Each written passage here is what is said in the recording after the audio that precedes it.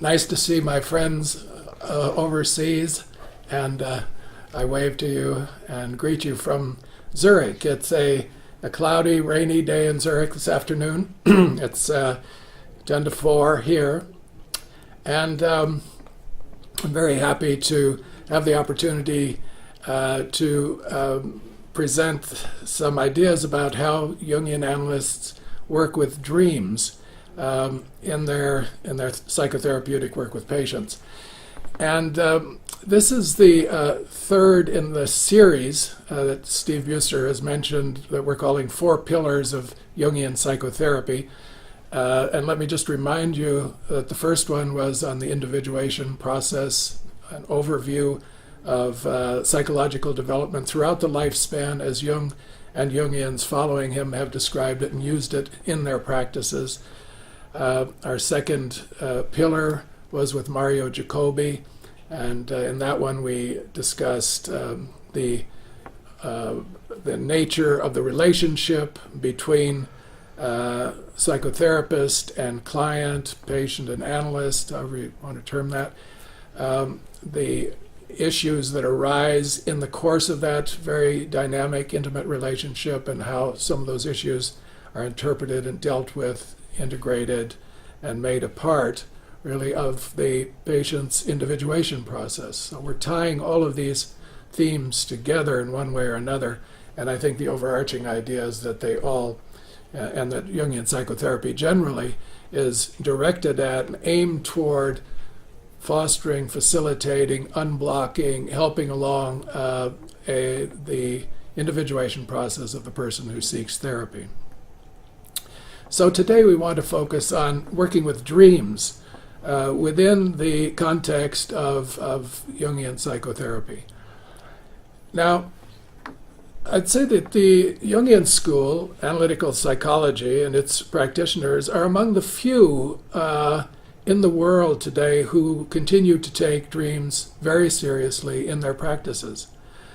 That wasn't always so, and I want to give you a little background on the history of psychoanalysis and how it developed and how the Jungian branch of psychoanalysis has evolved with regard to the use of dreams in psychotherapy. If we could have that first picture, Steve, that I sent you and I'd like to show just as a reminder of Jung's relationship with Freud. When Jung began his training as a psychiatrist in Zurich in 1900, he was assigned, one of his first assignments as a residency at the Burghölzli Clinic under Eugen Bleuler was to read and review a new book that had just been published in Vienna called The Interpretation of Dreams by Sigmund Freud. And so right at the beginning of Jung's career, he immersed himself in the study of dreams, and he was fascinated by how Freud had worked with dreams in his practice in Vienna, how he had managed to use dreams so effectively in the analysis of the patients he was working with there, how the ingenious way that Freud could penetrate into the hidden and secret meaning of the dreams that he was exposing in his book. Jung didn't know at the time, nor did anybody else, I think, for a long time, that a lot of those dreams in Freud's book were his own dreams. And so he really, it was a part of his self-analysis to come to an understanding of his own dream life. Jung learned from Freud, and the way Freud worked with dreams was to ask a person simply to recount a dream that they had, and then to begin associating to each part of the dream. And then what Freud did was to follow the associations that emerged to the various parts of the dream. And the analysis of the dream really became an analysis of the associations to the dream. And one association would lead to another, to another, to another. And using the method of free association, of course, the associations would go far, far out and eventually overlap and begin showing a network of ideas and thoughts hidden in the background that were often very dark, shadowy, unacceptable to consciousness, what we call the shadow. Really, Freud exposed the shadow life of the psyche in his interpretation of dreams. But keep in mind that what Freud really was doing was interpreting the associations to dreams. And he had a dream theory, which was very elaborate, very ingenious, that the manifest dream content, that is the dream that you actually experience and write down when you wake up in the morning, called the manifest dream, is really a secondary product of what he called the dream work. And the dream work is a very complex and multifaceted mental operation that takes the raw dream thoughts, the underlying dream thoughts or the latent dream content, and reworks it into a form that consciousness will find acceptable. Because usually the latent dream thoughts are such that consciousness would be horrified to think such thoughts, or that a person would become aware that they're having such thoughts. We hide these kind of thoughts from ourselves. These are thoughts of envy, rivalry, competition, hatred. Sexual thoughts were very prominent in Freud's thinking, of course. Ultimately, incestuous thoughts, Oedipal, the Oedipal triangle and all of that, and Oedipal wishes. And so the function of the dream work was to disguise those latent dream thoughts, create a manifest dream that would be more or less acceptable, but that doesn't really tell you that much. It hides much more than it shows.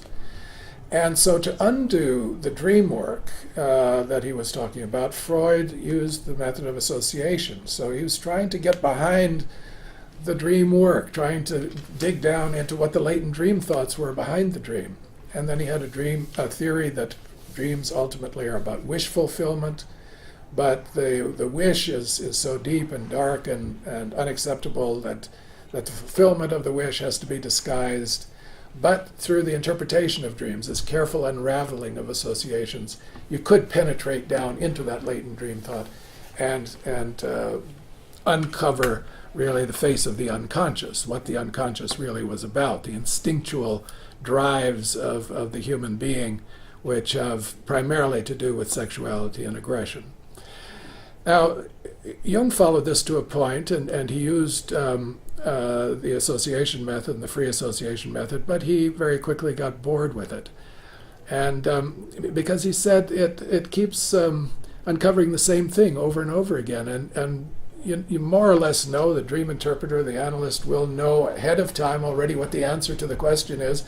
And there's all this work of uncovering takes such a long time just to get to the same answer over and over again, that you want to make love to your mother or your father, and that this incestuous wish, or you uncover a primal scene where you see your mother and your father having intercourse, something like that. Same thing over and over. And so Jung thought, well, maybe it would be a little more interesting just to look at the manifest dream and see if that tells us something.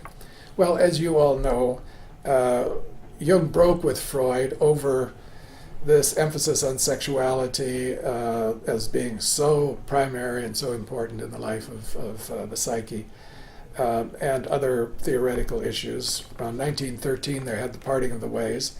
And in Jung's autobiography, he says that when he broke with Freud, he decided just to start over with trying to interpret dreams. He was going to just clear the slate and start fresh and see what he could make with dreams. And what he did was to look at the manifest content of the dream carefully, and to take associations to the manifest dream, but always to come back to the dream. So you could say that the motto of a Jungian dream working with dreams in therapy, is stick with the dream. Always come back to the dream, even if you begin associating with it, so that you're really trying to interpret the dream and not the associations.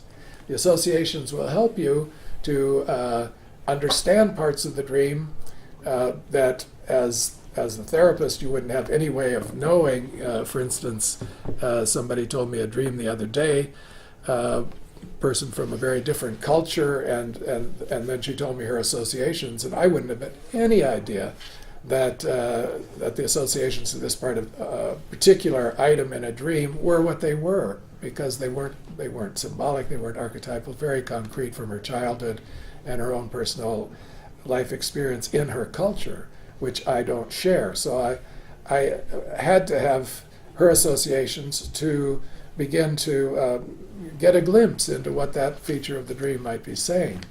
So the personal associations to dream content are very important, but they aren't the material of analysis. They are to help with analysis. So Jung emphasizes the manifest content of the dream, and he believed that the dream is speaking in another kind of language, in a picture language, in a story language. Our dream thoughts aren't so verbal as perhaps our conscious thoughts are, but these are thoughts that the psyche is having while you're sleeping. Your brain is working, thoughts are active in your brain, but these thoughts are presented in the form of stories and memory images and symbols. And so how to understand that manifest content became the project of Jung's dream interpretation. And in the course of time, Freud and the Freudian movement of psychoanalysis really left off with the emphasis on dreams. A Freudian analyst today may ask for a dream occasionally or may even consider it, but they don't tend to spend a lot of time on it the way Jungians tend to emphasize it. They went more in the direction of analysis of defenses, resistances to analysis, transference, analysis of early memory, linking present patterns of behavior and thought to much earlier moments in the life of a person's development. And so Freudian analysis more or less left behind or left off with dream work, working with dreams, emphasis on dreams. Whereas Jungians have really stuck with dreams and feel, I say it's a pillar of Jungian work. It is given a great deal of emphasis by some Jungian analysts more than by others. Some Jungian analysts would say they can't work at all without access to dreams. If a person doesn't dream, they really don't feel they can do their work as a Jungian psychotherapist. Others don't emphasize the dream to that extent. But nevertheless, I would say all Jungian analysts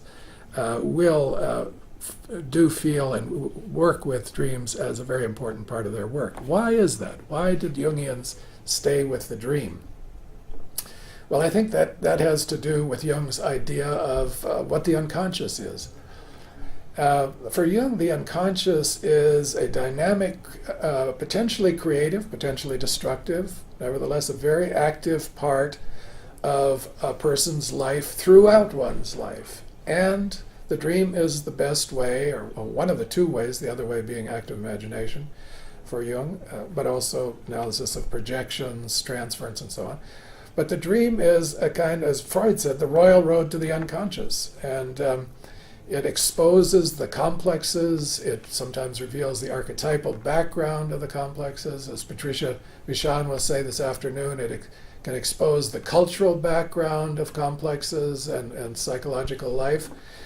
And so it's for Jungians, it's a bit like a doctor using x-rays. It lets you see the inside of the psyche. It gives you access to what's behind the surface. If you don't have that, if you just have your theories and conscious behavior and conscious expression, you're missing a huge part of psychological life.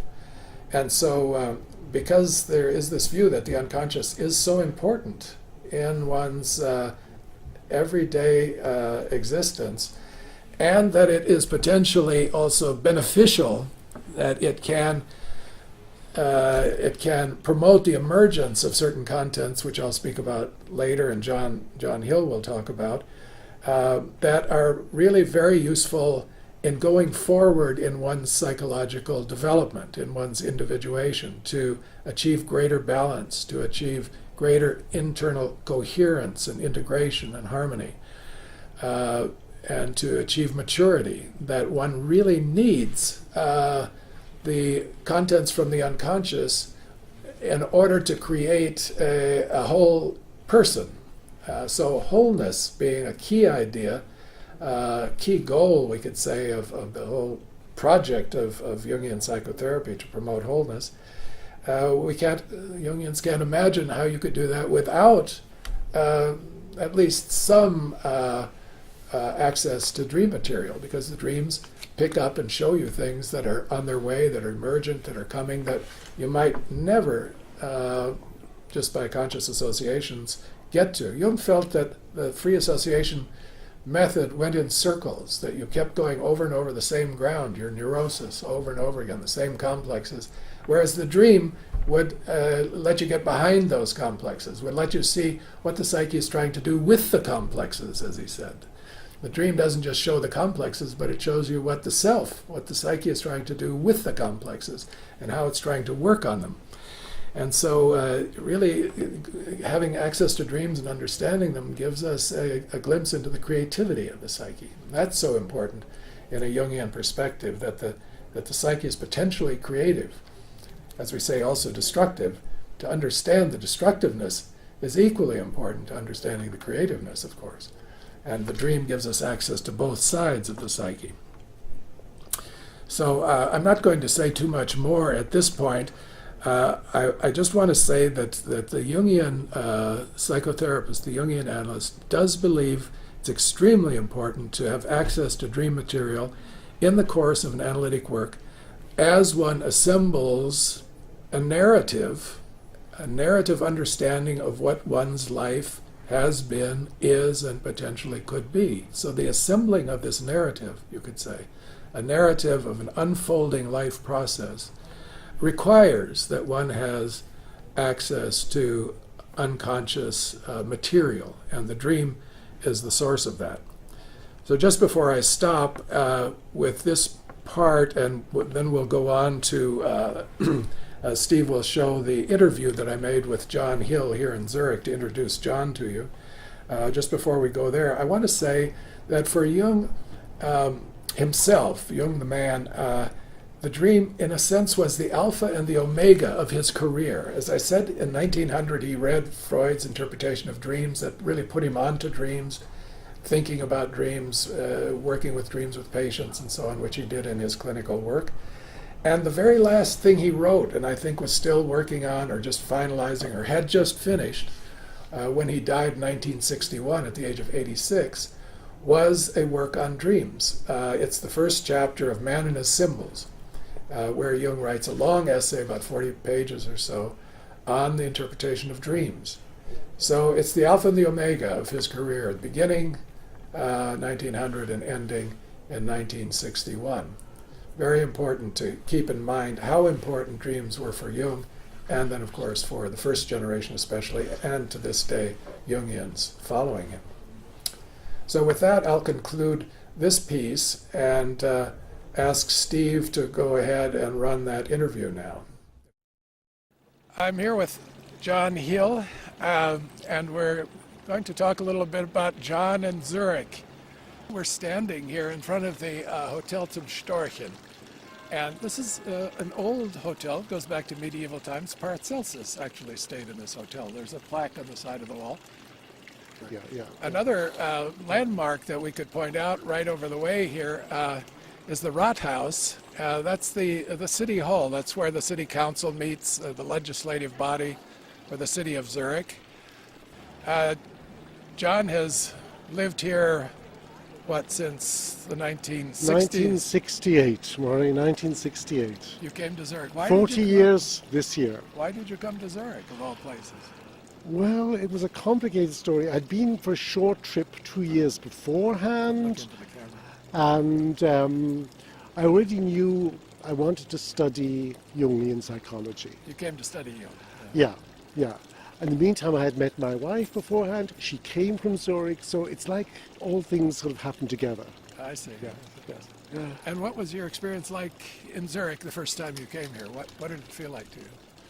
Well, I mean, I like the city. It's a very beautiful city. I like the lake, its expanse. You know, I lived beside the sea in Ireland, so there was a certain amount of water expanse, and that suited me very well.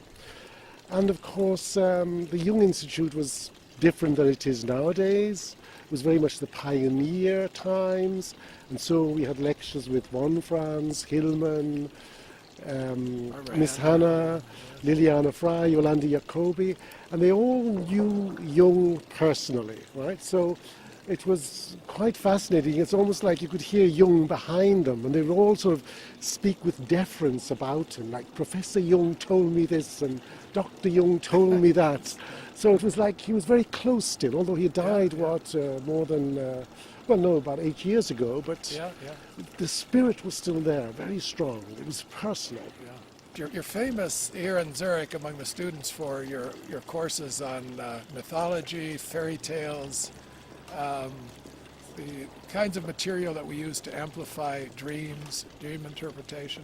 Does the Irish background play a role, do you think, in your interests? I think so. And when I left Ireland, I went to America first and then came to Zurich, and I was definitely homesick for Ireland, and I didn't know how to work on that.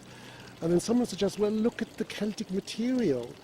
And I looked at that, and it was so different from Jungian psychology, and a tremendous reserve to how to link Jungian psychology with the early archaic Celtic material.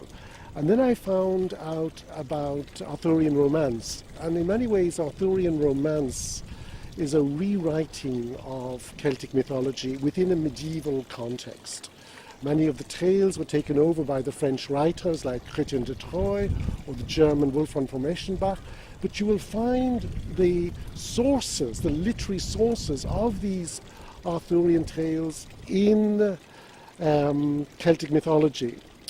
So that was then an easy bridge between my earlier Irish background and Jungian psychology, because in Arthurian legend there's a lot of alchemical motifs. There's a kind of individuation process. The knight goes out alone in search of the Holy Grail. And Jung himself saw that with alchemy as a kind of prototype of his psychology. You remember the dream where he compared Freudian psychology to a customs official, meaning about the repression and resistance in the unconscious. And in that same dream, it was followed by a knight of the 12th century. And Jung knew in that material is a source of deep meaning and acts as an inspiration of his own psychology. Now, another thing you've picked up on over the years is psychodrama, and you use psychodrama in your work with your analysans, also supervisees, I believe. Right? Yes, well, I tell you what, I used it for 20 years with fairy tales. For a long time we study fairy tales, we try to see meaning in them, and I got a bit tired of that, sitting in exams and asking people, what does the witch mean, what does the king mean? And I remember that as a child, I would often be told fairy tales, and somehow when you put it into a framework of exams, it loses the magic, it loses the fascination. And so I decided, okay, let's play with fairy tales. And so I set up psychodrama in the context of fairy tales.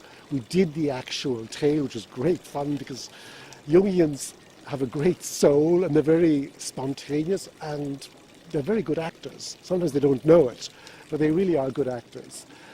So that was the first step. And the second step was using it in supervision, where you can actually play the analytical drama, because often that gets lost, the drama between the analyst and the analysand. And then, the students can sometimes take the role of the analyst, sometimes the analysand, and it's much more direct.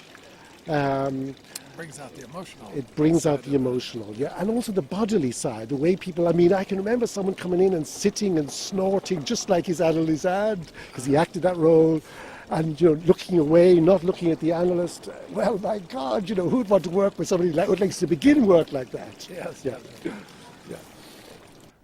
Well, picking up on the theme of play, I know you're very fond of play. You're very playful yourself. You enjoy playing with people. It's really a part of creativity. And I'd like to introduce the audience to your other career as an actor. You've been part of a performance of the Jung White Letters, and you play the role of Victor White. Can Can you say something about what that experience has been for you and what it means to you? Well, it was like finding loose threads. When I read Victor White's Jung and the Unconscious, God and the Unconscious, I kind of immediately knew that's what I'd like to work on. There, I'd like to do that. Study Jung. When was This that? was when I was about 20, 21, somewhere around that at university. And I was always grateful to Victor White for linking my religious affiliation with Jungian psychology. And so then you proposed, why not do the letters, the Jung-White letters? And I jumped at that, and I got the role of Victor White. I don't know whether you chose that consciously or unconsciously, but it fitted me perfectly. I studied scholastic philosophy. I knew White beforehand, so I knew his world, the monastery, Catholicism, scholastic philosophy. So it was really part of the fiber of my being.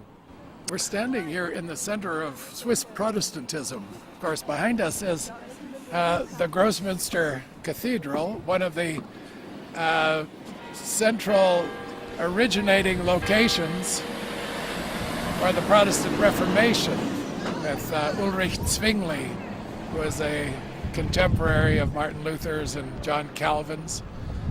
And of course, Jung grew up as a Protestant, and the difference between the Catholic and the Protestant does come out a bit in those letters, doesn't it? Yes, it does. You play the role of the Catholic, Victor White, and your own background was Catholic, I suppose, coming from Ireland. How do you regard that tension between them? Was it important, or was it... Extremely important. It makes the whole play a very deep drama not only between the Protestant and the Catholic, but also the figures that are behind them, as, for example, a conflict between medieval community and Protestant individuality, between the philosopher Thomas Aquinas and the philosophers of the Enlightenment, as, for example, Kant. So it has not only a personal conflict is involved here, not only is a religious, but a whole cultural conflict. And White, in defense of White, continually refers back to the sense of being rooted in a community. So it was very difficult to accept Jung's rugged individualism, right? So there was that conflict as well. Yes. Yeah. Well, you also have a great interest in classical materials and classical background, the Greeks, the Romans, mythology. And a few years ago, you were very instrumental in founding an experiment in community, so to speak, a week-long conference that's called the Jungian Odyssey here in Switzerland. Could you tell the audience something about the history of that and why you called it the Odyssey? Okay, well,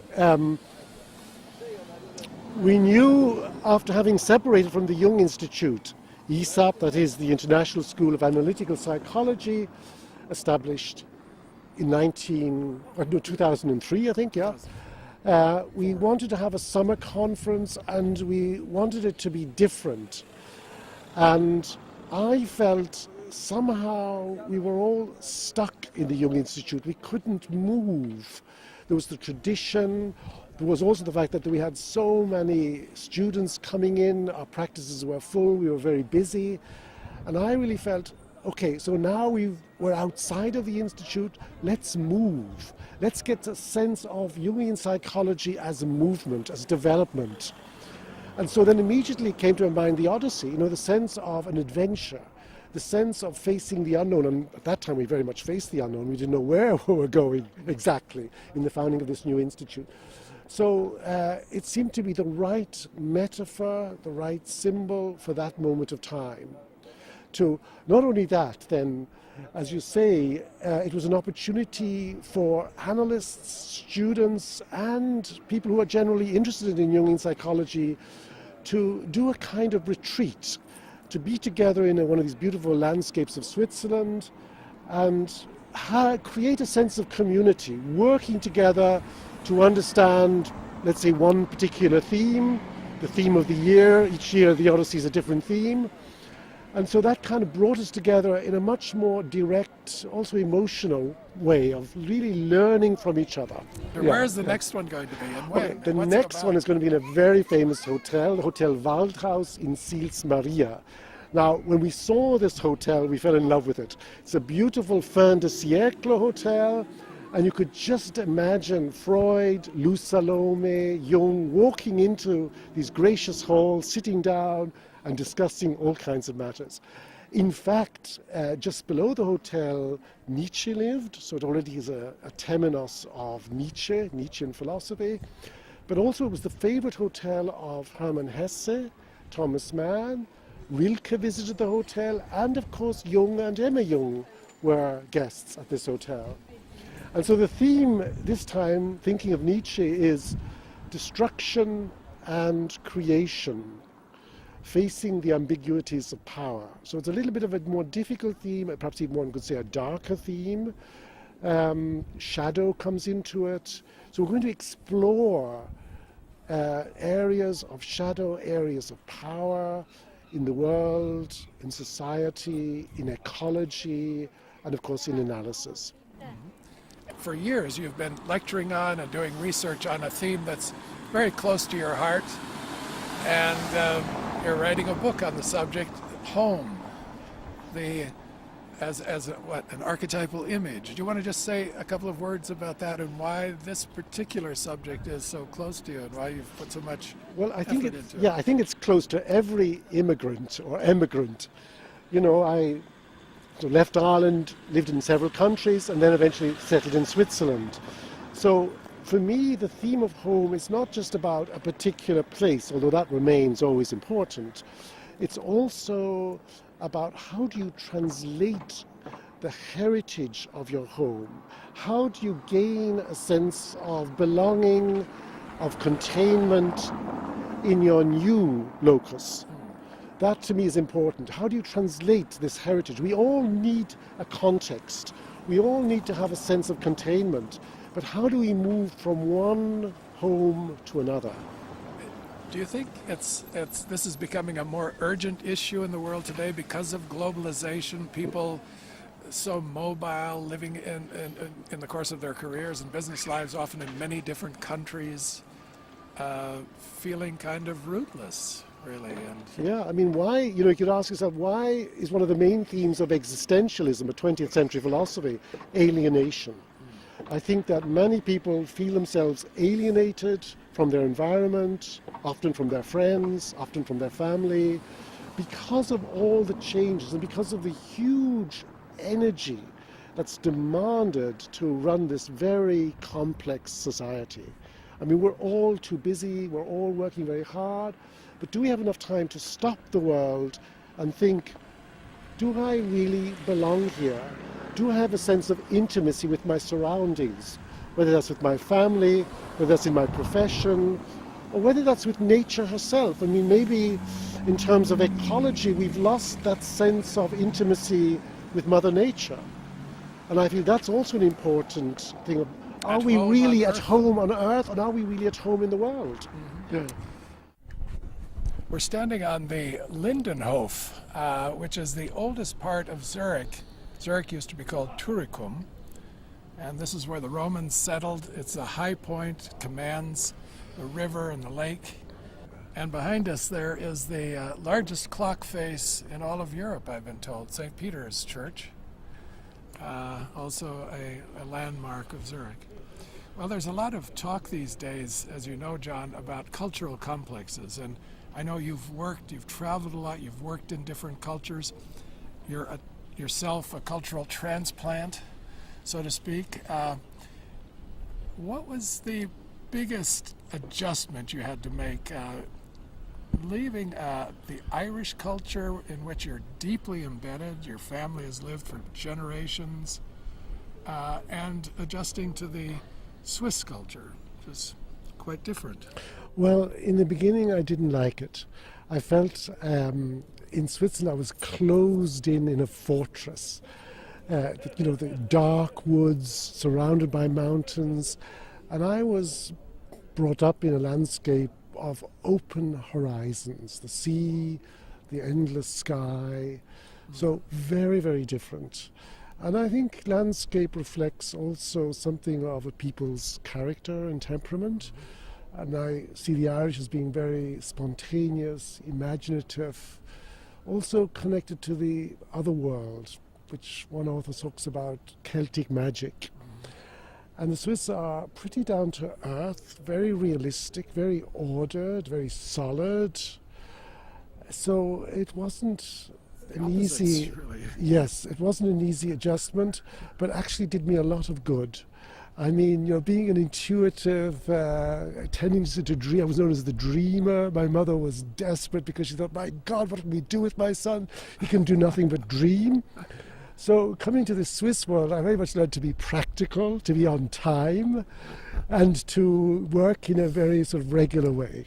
Well, you're a second famous Irishman to be transplanted from Ireland to Zurich. James Joyce, your predecessor, whom you've studied in great detail. There's a Joyce Society here in Zurich, to which you belong. Can you say something about Joyce's experience of Zurich, what that was like for him, and what you've discovered about him? Yes, he made 2 stays in Zurich. One because of World War I. He was in near Trieste, so that was part of the Austrian Empire, and therefore he had to get out because he would have been considered an enemy of the British Empire. So he came to Zurich as a refugee and spent, I think, 4 to 5 years, and it's here where he wrote most of Ulysses. And as you know, Joyce, not only is Ulysses the story of an odyssey, but his life was an odyssey. And apparently in the 4 or 5 years he was here, he lived in no less than 5 or 6 different places. So he was always on the move. Yes. Yeah. And there was some contact between Jung and Joyce. Jung wrote a review of Ulysses. What do you think of that? That's been commented on recently by a number of people, one way or another. Some are critical of it, some think that it's quite masterful. Well, it doesn't do a great deal of honor to Joyce's work. Ulysses, and certainly Joyce did not like it. However, I find it a fascinating article because I think it describes, in an indirect way, a process of individuation that Jung himself underwent when he wrote that work. Beginning with being absolutely lost in the Joycean world of metaphors, of onomatopoeias, all the language games, and not even finishing the sentence, no grammar, especially towards the end. So he was lost in that, and he thought, what is this mumble jumble of words and things? But gradually he began to see certain structures in the work, and that was something like, an alchemical illumination, the albedo, the unio mentalis, till eventually the return of Ulysses, that's in particular the last chapter of that novel, where Jung writes a most poetic appreciation of the work, where Ulysses, as it were, returns home to the gardens of paradise. He's become at home again in the world. And that is very much beautifully expressed by Jung's last paragraph on the work, or more or less the last paragraph. So I find it a very special work. And then there was another connection that I think Edith McCormick Rockefeller supported Joyce for a period of time, and then on Jung's suggestion stopped supporting him financially. Is that true? Well, we don't know exactly what went on there. The idea is that apparently Edith McCormick Rockefeller suggested that Joyce does an analysis with Jung, which he flatly refused. Joyce flatly refused. And then afterwards, Joyce's allowance was cut. So Joyce thought Jung was behind this, which he did not like. So the whole relationship was soured at the very beginning.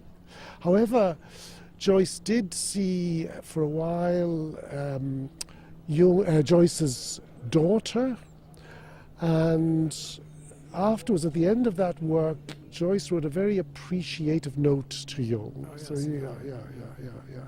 So there was some kind of reconciliation at the end, but there's always a statement from Joyce that you'll find in Finnegan's Wake, where he remarks about Jung being a grisly old psychos, doing his work on young Alices that are easily frightened. So you get this kind of... Yes, yes. So, hello everyone, I'm John Hill, I've already been introduced, and I'm going to talk about dreams. Of course, the underlying question will be, what are these riddles that we receive night after night? This apparent nonsense. What's in our nature that creates this kind of situation? We wake up each morning and we have all these images and narratives, which we usually have no idea what they're about at the beginning. And if I can help somehow you to appreciate more that other world that dreams represent, that alternative existence that we all share in the nighttime, without ever concluding, now we know what dreams are about, then I think this interview might be helpful. Now, first of all, I'm going to start with dreams in a context. We report dreams, and I work in a psychological, psychoanalytic practice, so therefore I always see dreams in the context of that practice. I mean, evaluated in that context. For example, some people tend to flood me with dreams, just keep presenting dreams, and I never know really where they stand, or I can't make contact with them as people. After all, they are dreaming selves and not just dreams.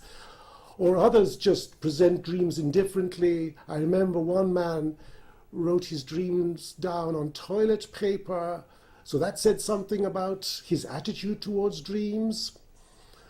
And I remember another person saying, I give you a dream when I need a break. When analysis gets too intense, I just give you a dream so I can have some breathing space. So all that says that not only is the dream important, but the context in which it's presented. Now, the first picture, which I hope you can see, is that of, from a dream, in which the analysand, a woman, dreamt of me as a fox-headed being. And it was, I was trying to lead her to face into the darkness of her own self. And as you can see by the image of her face, she is terrified. And I think this dream gives something of the role of the dream interpreter or the analyst. In other words, he's a pretty strange figure. After all, the analytical relationship is asymmetrical. We try to know a lot about the analysand and their life, but they know practically nothing about us. So that very often the person who has dreamt says, well, who is this person to whom I am reporting the dream? Can I trust this person? What is he or she thinking about me when I tell the dream? And what will be his or her response to my dream? Will he or she make me more frightened? Will he or she encourage me?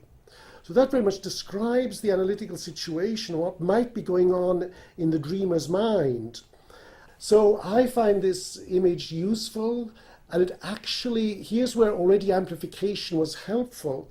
If you remember Egyptian myth and Egyptian stories, it is the jackal-headed Anubis who leads the person into the underworld. So this gives something like the impersonal role of the analyst.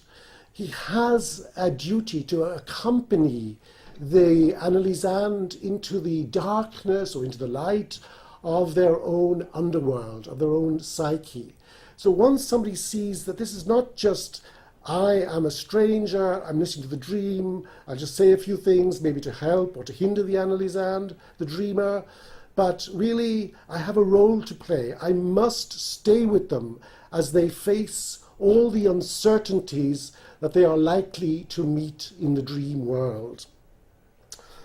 So we can say that very often, in fact I would say both dream interpreter and dreamer have an ambivalent relationship. It's not quite clear what it is. I think that's important to remember so that we don't assume something. We don't assume, oh, this analyst is very friendly, always supporting, or that I as an analyst will assume I'm just there to help someone, or I'm there to confront someone, but always a self-questioning process in order to meet the mystery of dreaming, the riddle of dreaming. The point two now comes to involvement in the dream. That's very important. And this raises the question of a discontinuity between dreaming consciousness and waking consciousness. They're not the same. In fact, research of neurobiologists, for example, if you think of Hobson, he talks about a selective activation. In other words, research seems to say that parts of the brain, mind, psyche are activated in dreaming consciousness. For example, the emotional memory is activated more so than in waking consciousness, as also with long-term memory and, of course, the imagistic, all the world of imagery. That's very different, whereas also in waking consciousness, it's more the skills of interpretation, of reflection, and also of decision, willpower, assessing something and making a decision about it. So here we're already seeing two different modes of consciousness. Now, when I started to work with dreams, of course I started to work on myself. And that was when I was about 18 years old. I didn't even know there was such a thing as an interpretation of dreams. But I knew I had intense dreams and they said something to me.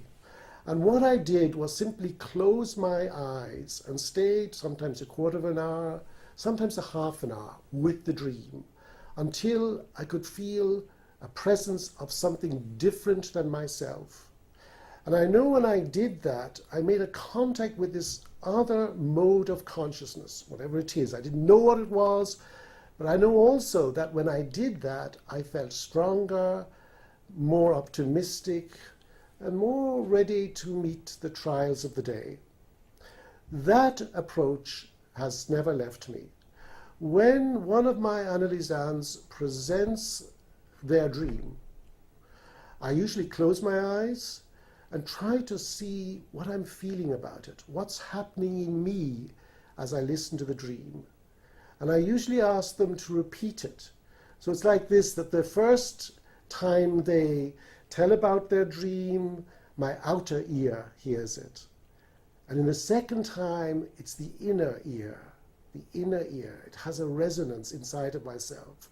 That's the very first thing that I feel I would like to say about my attitude towards dreams. It's been my foundation in my approach to dreams.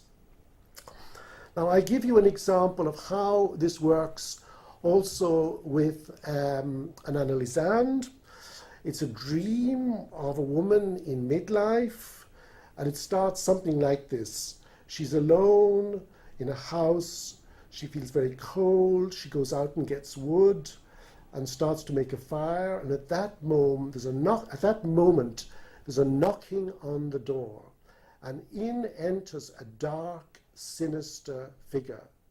He asks her that she will go with him.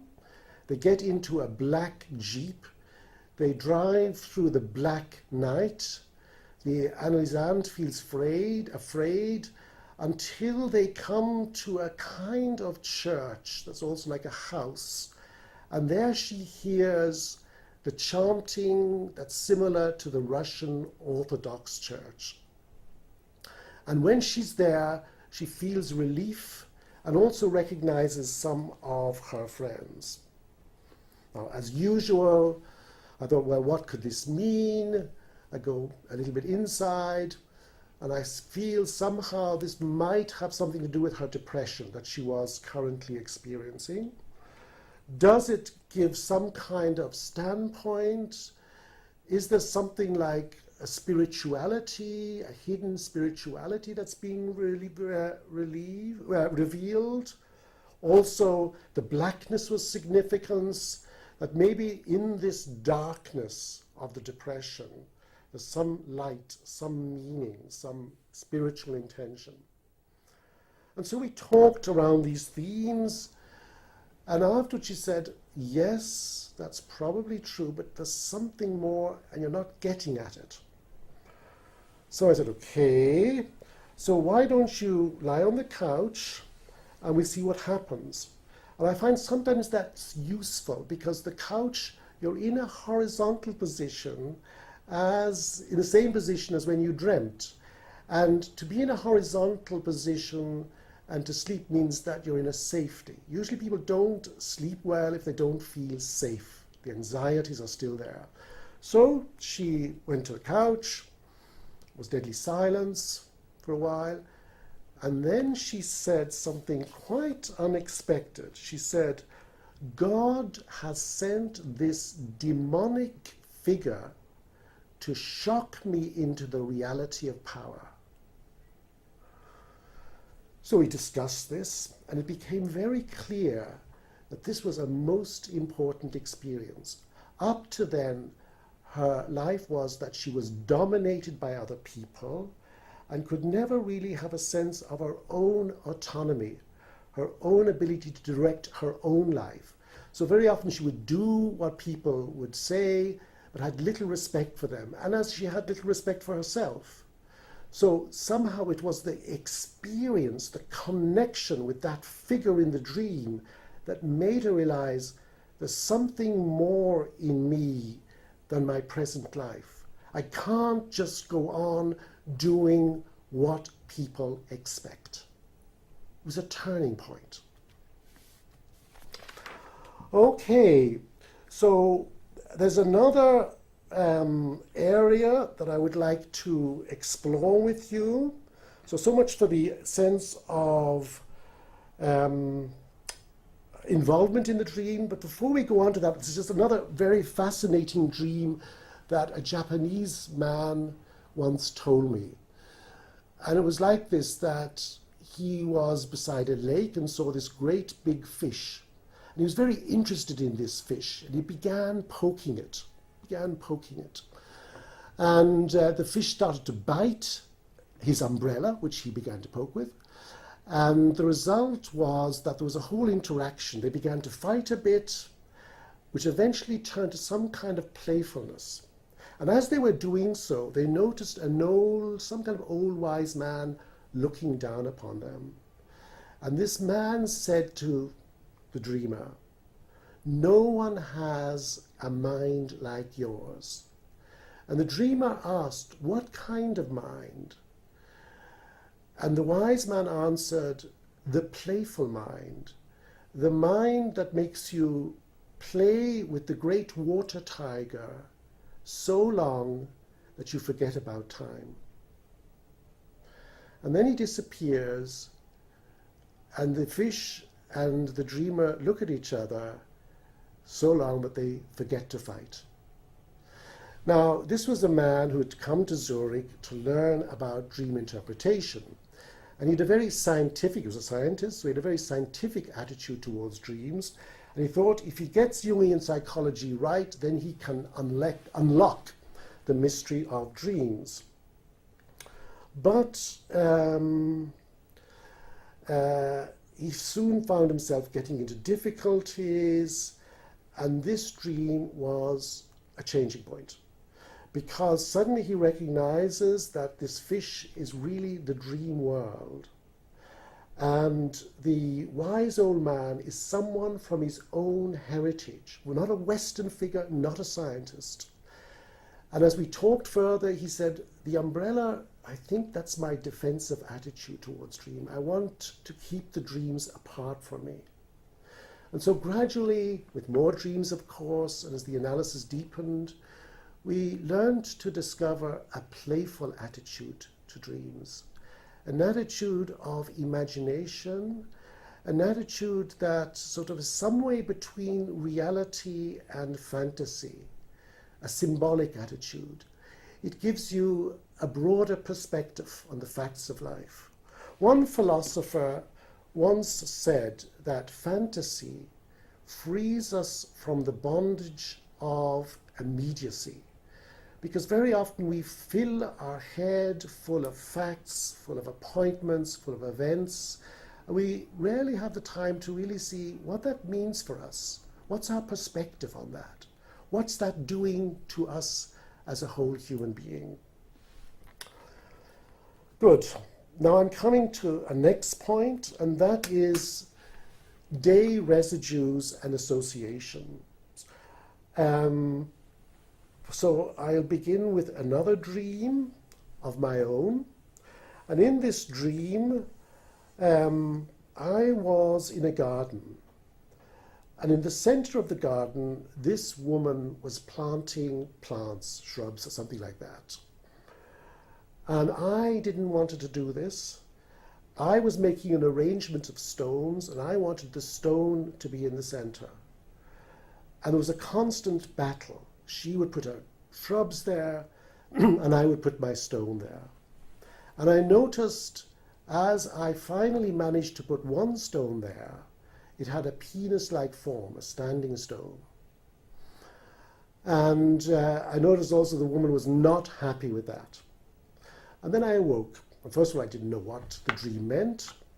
But then I realized, wait a moment. This person from associations reminds me of a woman of my childhood who constantly bullied me. But also there was something about a conflict that I was about to have with a female colleague. So it was that condensation of the two factors in my life, something early and something in the present. And then I looked at the stone. I thought, what on earth could that mean? I mean, penis, sexuality. I'm getting very Freudian now. And suddenly it flashed across my mind that the day before, and this is about the day residues, I had passed a stonemason's shop. And I was driving my car, and for, I would even say maybe half a second, I saw this standing stone. And I was very impressed by its size and its grandeur. And written on it, I could just catch these words: Bush, former president, destroys the freedom of the people. So then I thought, well, why would the dream take that in? What does that mean? And then it came to my mind that maybe it's about standing upright. So not just sexuality, not just an erect penis, but standing upright, having a standpoint for this conflict that I was about to enter into. And as I thought and let just associations continue, it came to my mind that from my own cultural heritage, we have standing stones, menhirs. Now, in ancient Celtic Ireland, the standing stones were connected with a hero cult. Heroes would tie themselves to standing stones so as not to die lying flat. They had to die upright. Or, for example, in Corsica, the standing stones have carved on them the faces, the heads of warriors. And also in Ireland, there's the so-called stone of foil, meaning the stone of choice. That is, when someone goes by it and it gives a shriek, that meant that they would be the next chieftain of the clan. So, what does this all say? Somehow I felt that this other world, this dreaming mind, was reminding me of my personal background, when I was a victim of bullying, when I was afraid, but also of a deeper cultural background in which it was exhorting me to stand upright and face this conflict. So you can see just how important that little association with the standing stone and the day residue from the day before, how that sort of crept in. It's almost like in that half a second when I was distracted from the driving, and I could only be a half a second because God knows else what would have happened. I might have had an accident. That then it was like my psyche, the dreaming mind was already awake in waking life. It was already active in our waking life. So the day residues are not just the facts of the day before, but it's already your deeper self is taking in the outer world and transmuting it into a dream and giving it another significance, a significance that had meaning for my life narrative, which began, of course, being bullied and being a victim and ending up with sort of like, hey, you've got to stand up and face battle and face confrontation. That's what our dreaming mind tends to do. It takes in the outer world, the experience you have, and recasts them in your lifetime narrative. You understand more about the intentions of your psyche, where it comes from, and what it's trying to achieve in our short lifetime. Good. So now the final point I would like to make is a dialogue of alternative interpretations. So in the practical approach to dream, first of all, you get involved with the dream, you're realizing you're facing another mode of consciousness that's not identical with waking consciousness. And then you take the associations, you're linking it with daytime consciousness, trying to make that bridge between your actual experiences in your life and how they are recast into the dream narrative. And then finally comes, well, what do you do about interpretation? Can you give meaning to this dream? Well, I already implied that in the examples I gave, but if we have, yes, now the next image, we can see a model of the psyche, which I made, and there we can see, well, maybe 5 ways of interpreting a dream. If I'm the analyst, I can approach a dream from my conscious standpoint to the conscious standpoint of the dreamer. And there's some kind of agreement that can take place. The danger is that you're both dreamer and interpreter are not connected with their unconscious. So I, as the interpreter, then try to go down and make this connection with my unconscious. And either I will somehow start a dialogue between my own conscious reaction to the dream and my own unconscious reaction to the dream. And from there, either I will make a leap to the dreamer and say, look, could it be like this? This is what my unconscious is saying. Or maybe my unconscious quite spontaneously will get caught up on some image and say something directly from the unconscious to the dreamer.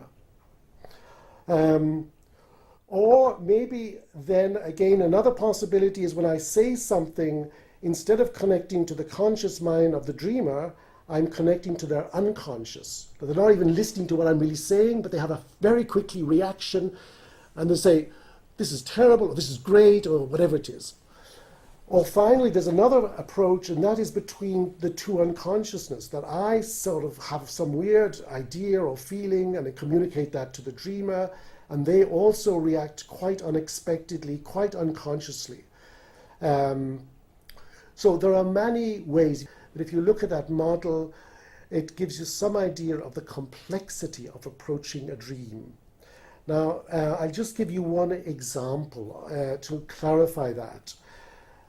A woman dreamt that she was holding the hands of her child, telling him not to run away. The child managed to break free from the mother, runs down these steps, and falls the bottom of the steps, just as a car is approaching, but the child gets up and is safe.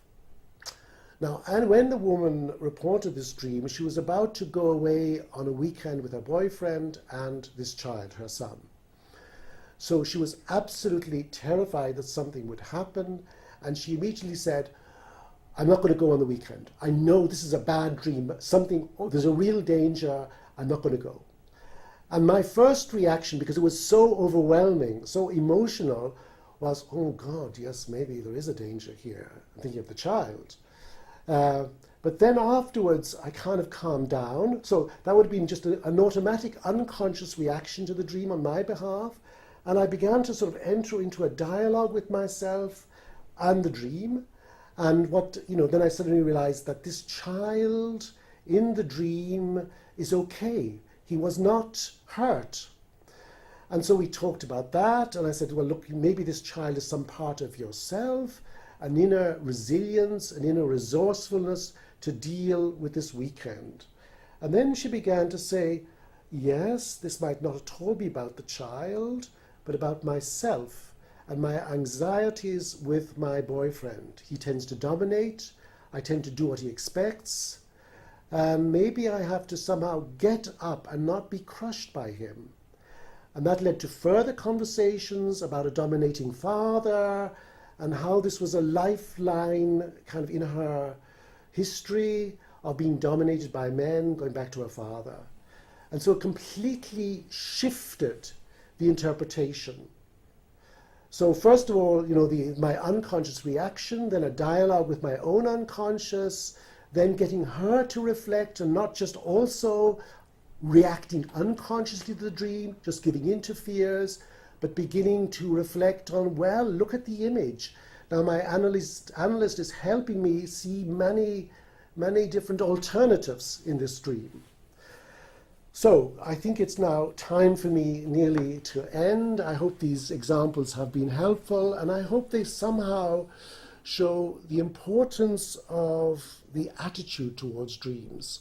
That we have to continually, when we approach dreams or have dreams, undergo a continual process of self-questioning, never assuming things. As Jung once said, both analyst and analysand grow up to the meaning of the dream. An understanding of the dream is the fruit of mutual reflection. Could you please name again the 5 ways of interpreting the unconscious? Okay, I can name them, and then you'll see it very clearly with the diagram. So it's about your attitude towards the dream, and you're discussing it with the dreamer. If you're the analyst, you're discussing it with the dreamer. So as the analyst, you either approach it from your immediate conscious reaction, it's about interpretation, and let's say the dreamer reacts from his conscious self without both connecting to their unconscious. Or secondly, you react just from your unconscious. It might be another image, it might be a myth that just comes out, and that either hits the unconscious of the dreamer or the conscious mind of the dreamer. Or then another one is that you stay silent and you first of all just take in the dream and you try to make a connection with your own unconscious.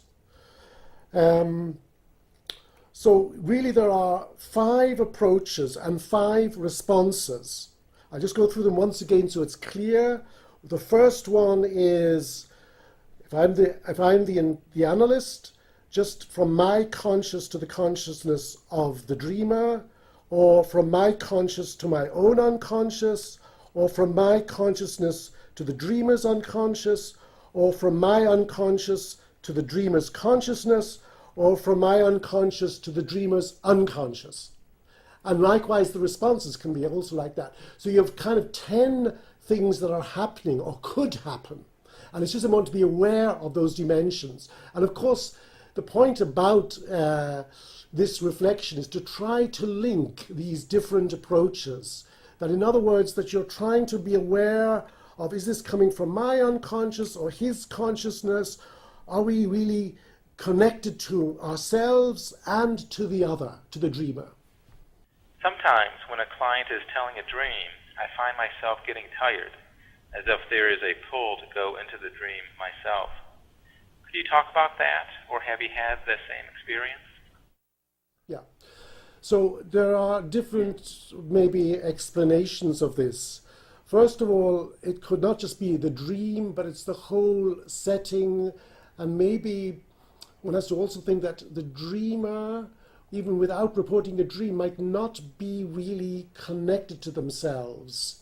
And so if they're not connected to themselves, that can contaminate the analyst so that he or she also gets cut off from their own sense of self.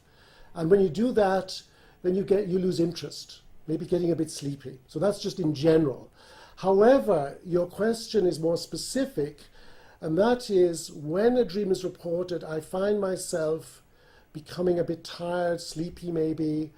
Now, there's probably many answers. I would say for myself, there is an abaissement de nouveau mental, a lowering of consciousness as soon as you begin to approach the dreaming world. And then it's like going into the underworld where there's all kinds of distractions, all kinds of associations. One is no longer in focus. The rational mind perhaps doesn't work as good as it does. And then it's just a matter of practicing to hold on to, as Jung once said in the Memories, Dreams and Reflections, to hold on to that tiny light of consciousness when you are surrounded by darkness. It's like I've just got to stay awake, I've just got to be present. I don't have to come up with an interpretation, I don't have to know anything. My mind can be a complete blank. But as long as I hold on to that core sense of self, that little bit of light in me where I still am, as it were, conscious of myself, then something can happen.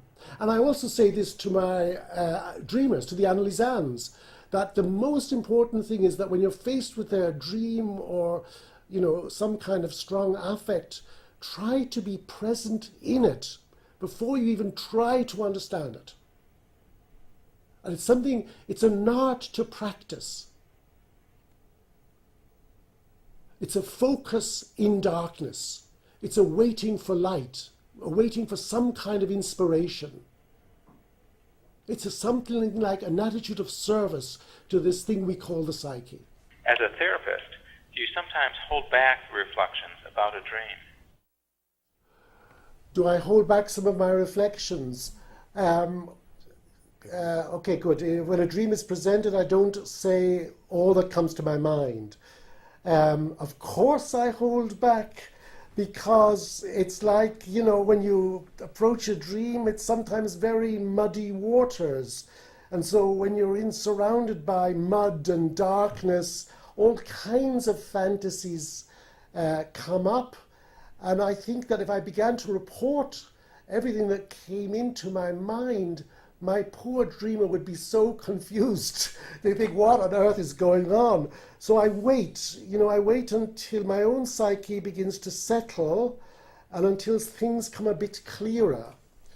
Because you're hit on the unconscious level, and very often at the beginning when you're hit on the unconscious level, all kinds of associations, all kinds of distractions, from day residues to memories of your own childhood, to interpretations, but it's like as the focus begins to evolve in that realm of darkness, then one can begin to articulate a message, an impression. That's why, I began dreams by just being silent. And very often, before I ask for associations, as I've already said, I'm silent and just seeing what is going on in my own unconscious. Does that answer your question? Okay. Could you say something about the concept of the other world and the collective unconscious as opposed to the personal unconscious?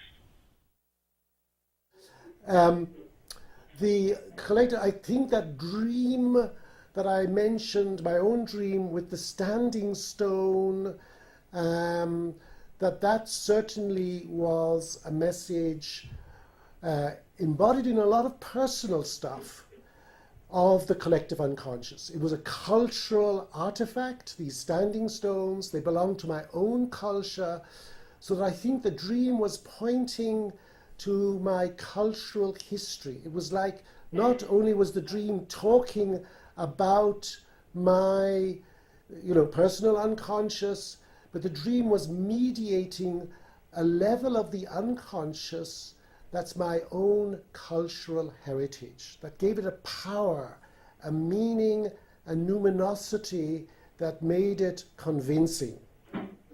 Now, when we talk about the other world, I really mean that metaphorically. The sense that, first of all, as you know, there are many different kinds of dreams. You already mentioned the personal, but there are some dreams which I hope to talk in the second half of this conference on amplification, where you really feel there's something like a presence. There's the non-I in the dreams, and it's so real that when you wake up, you think either, thank God it's not reality, particularly if it's a more negative dream, or just wishing if only that could be reality. And I think that's a very important phenomenological aspect of the dream, because you always have this feeling it's really from some other place, particularly the deep dreams. And sometimes when you're woken up in the middle of the night, it's like, where am I? Where have I been? So I think phenomenologically, that's a very important aspect to remember about dreams, the deeper aspects. There's one Upanishad who says that in dreaming, we return to the beginning of the universe. It's very interesting. I mean, of course, we can't prove these things, but I still think it's extremely important to remember how we felt. And of course, all kinds of early mythologies, particularly the Irish mythology, continually talk about messages from the other world. A world that is not part of our personal life necessarily, and not part of daytime consciousness. So I hope that gives a little bit of an answer.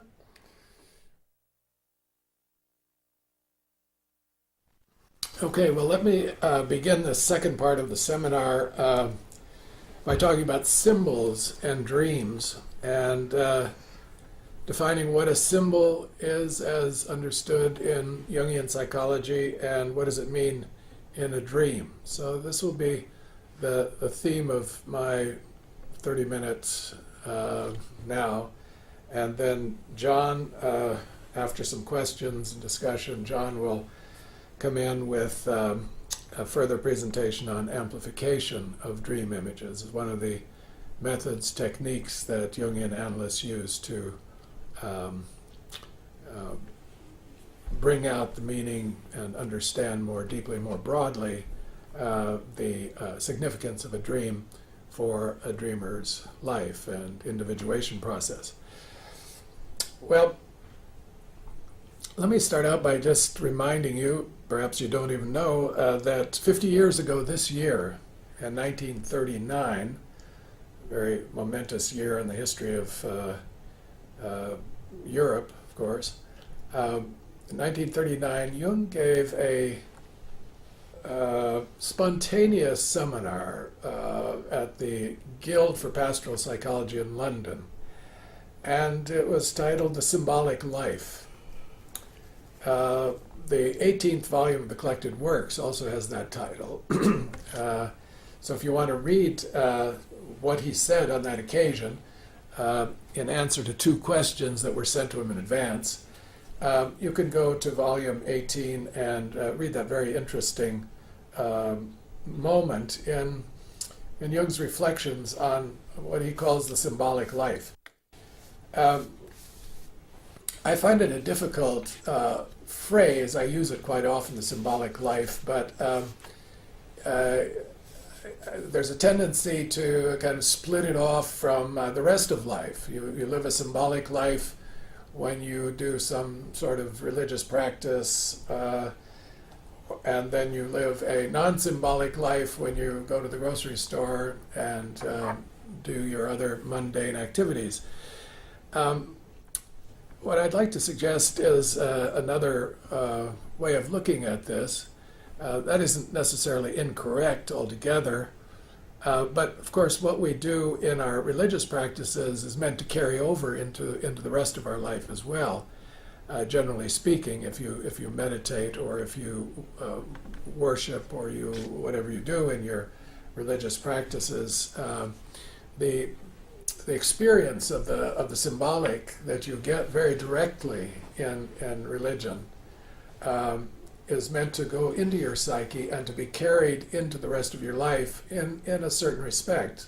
Maybe not that you're worshiping at the grocery store the way you would in a church or a synagogue, but that you get the message and you carry a certain attitude with you into the rest of your life. That's what religions are meant to do, what they try to do, to instill a certain kind of attitude toward life, values, and using their images and their icons and their rituals to strengthen a certain life pattern in the followers of that religion. Now, what Jung experienced and speaks about is relevant to the person who doesn't practice religion directly, or has fallen out of religion, who doesn't, for whom the traditional symbols don't say very much anymore. And so he was addressing the problem of what he called modern man in search of a soul. And how can the modern person who is not so fully contained often in religious tradition anymore have access to the symbolic and what he calls the symbolic life, or living with symbols. I prefer to think of living with symbols rather than the symbolic life. It's a little easier for me to manage that concept, living with symbols. And what do they do for you? They certainly, traditional symbols orient you. They give you a direction, they give you a sense of meaning, they tell you who you are often in relation to history and the divine and so on. But without that, people can be quite rudderless when it comes to the symbolic. They have no access, nothing speaks to them in a symbolic way. And so Jung was working on that problem. And one of the ways he thought we could connect to the symbolic, to symbols, was through paying attention to dreams. That dreams will offer us symbols that perhaps we can use in our conscious life, and that we can carry into our other activities in our waking life that will have an effect on how we think, how we react, how we feel about ourselves, about our relationships, about what we're doing with our lives. In a sense, the symbols that are offered from the unconscious in dreams can have an equivalent effect on our lives to what religions have on the lives of their believers. So sometimes it's said or asked, is Jungian work, Jungian psychology analysis, is it a form of religion? Well, not officially. There are no cults, there are no priests, there are no doctrines. But in this sense, that Jungians and Jungian practice does put an emphasis on the value and the importance of living with symbols. You could say that there is a, quotes, religious aspect to Jungian work and living living with the symbolic as it presents itself in our dreams and active imagination. I want to remind you of what Jung meant by the word symbol, how he defined it, because that's very important. And it is different from the way a symbol might be understood in a religious context or in an artistic or philosophical sense. What Jung meant by a symbol was that it was, as he said, the best possible way of communicating or revealing or showing something that was fundamentally still unconscious. And that it was the best possible representation of that unconscious content at that moment, at that time. And he distinguished symbol from a sign. You could say you also distinguished a symbol from a metaphor and many other things. The symbol has a very precise and very particular psychological meaning. That a symbol is an unconscious content on its way toward consciousness. If you think of the unconscious as an unrepresented, unrepresentable black hole, so to speak, or matrix, somewhat chaotic, unformed, and deeply mysterious, unrepresentable, unrepresented in our consciousness, like a soup. And as ideas or notions or patterns take form in this soup, the first way that they reveal themselves to our consciousness, to our awareness, is as symbols. That is the beginning of a movement from the deep unconscious toward consciousness. So the symbol is a station along the way toward consciousness. And the first approximation that we have that of something that wants to become conscious, or that's meant to be, or that belongs to our consciousness, but something that we can't represent otherwise. So whereas a sign indicates something that's otherwise already known, it tells you, it stands in for, sign stands in for something else, and a sign is no good at all if you don't know what it means. It doesn't work at all. If you see a stop sign and you don't know that it means stop, it's not doing its job as a sign. But when you look at a symbol and you think you know what it means, it's not doing its job as a symbol.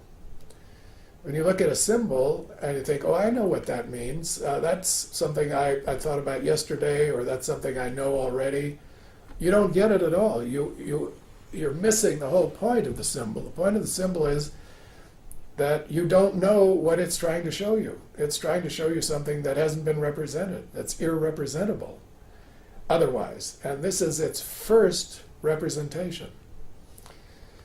So it's also different from symbols, so-called symbols in religious contexts, where you know what it means. You see a picture of the Virgin Mary holding a child, in for instance, Russian icons' favorite theme. It means, and the theologians can tell you what that means, the love of God, God's compassion, God's care, God's incarnation in the world. That's what that means. So it functions as a sign in that sense. You already know what it means. When you look at it, you can unpack it, and you can give it its proper theological meaning within that context. That doesn't mean that it isn't powerful and important, and that it doesn't also contain some still unconscious elements that might touch you very deeply and move you and produce emotion and a numinous experience. It can also do that, which it does for people, certainly, or they wouldn't maintain their standing and their quality within these long-lasting traditions. But it's no longer an original symbol. It's no longer a new symbol. It's no longer the best possible representation of something that's still deeply unconscious. So Jung has this sense of the symbol as something moving and dynamic. It's going somewhere. It's trying to do something.